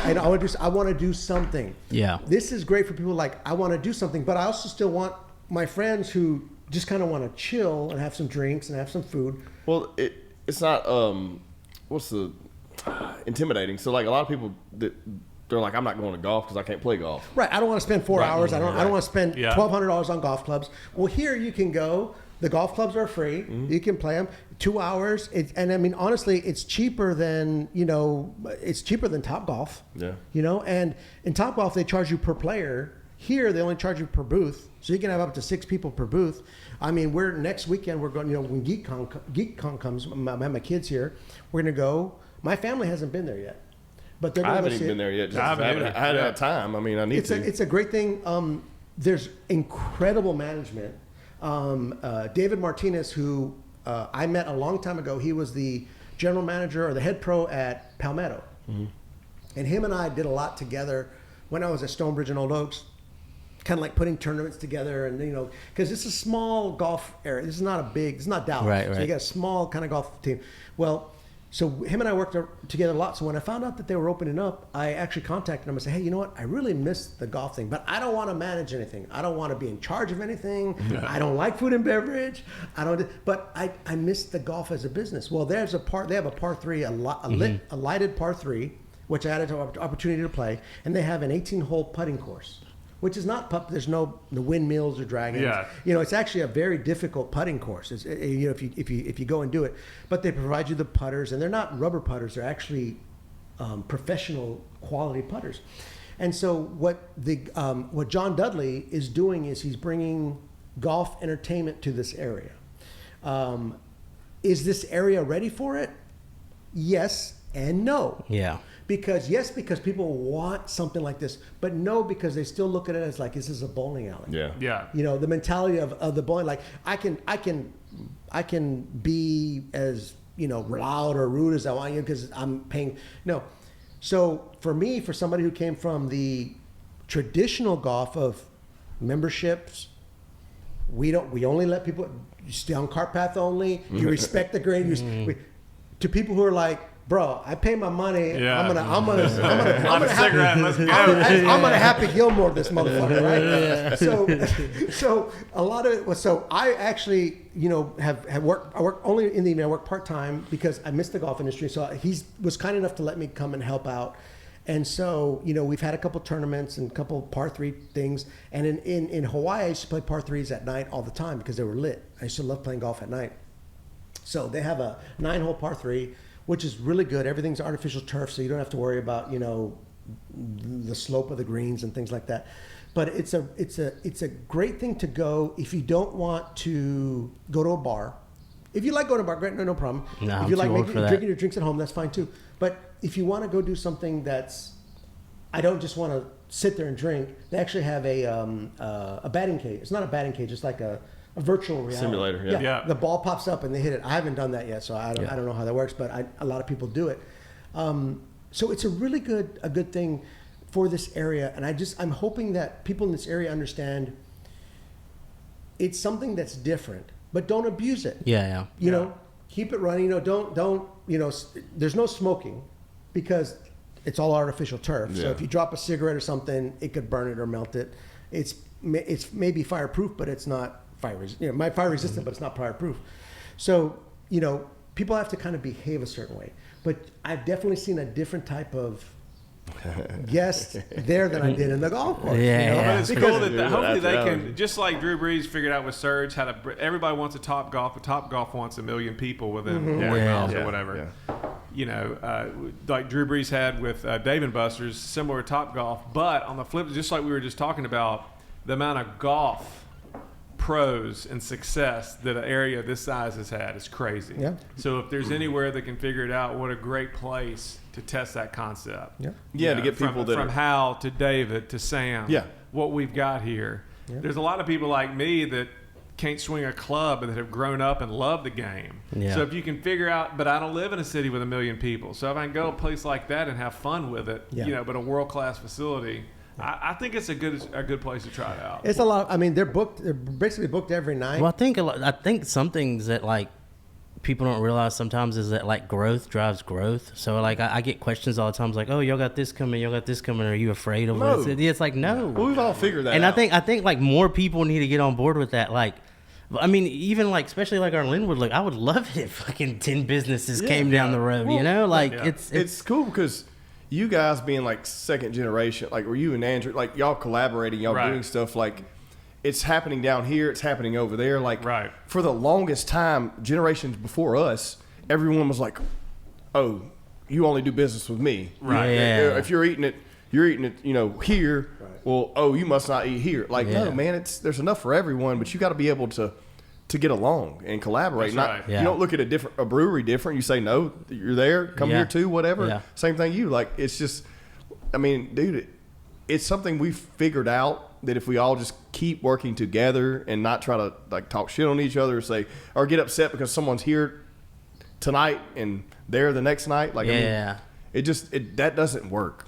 No, having That's fun ego. Things to do. Yeah, it's like when we used to do when I was younger with fewer gray hairs and fewer kids and fewer businesses. I did all these events, and a big part of that was our generation was having a decision to make: are they going to come back home or not? Or CEOs that were looking at Shreveport to do industry things that we're good at, like distribution and the port and the medical sector and the military. Like, if there's not fun stuff for my $80,000, $100,000 employees that you want me to move here to do, if there's not fun stuff to do, we ain't coming. I don't care what the tax incentives are. And so this is all stuff. It's important. It's a little bit of a chicken and egg thing, but I believe in the long game. So I mean, like let's get the cool stuff to come. There may be some tight competition in those beginning years, but you get these 500,000 person job announcements, which we are getting, and there's more coming. Like, they want the cool stuff for their families to do. They want Northern Art Gallery. They want Chasing Aces. They want the brewery.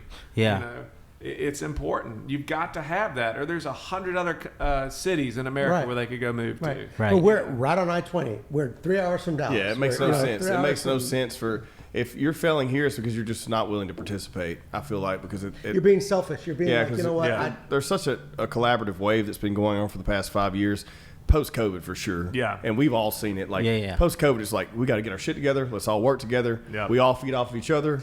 Let's stay moving. And that's been the trajectory. And if we just keep that, I mean, I really think it's foolproof at this point. Nah, I'm sold.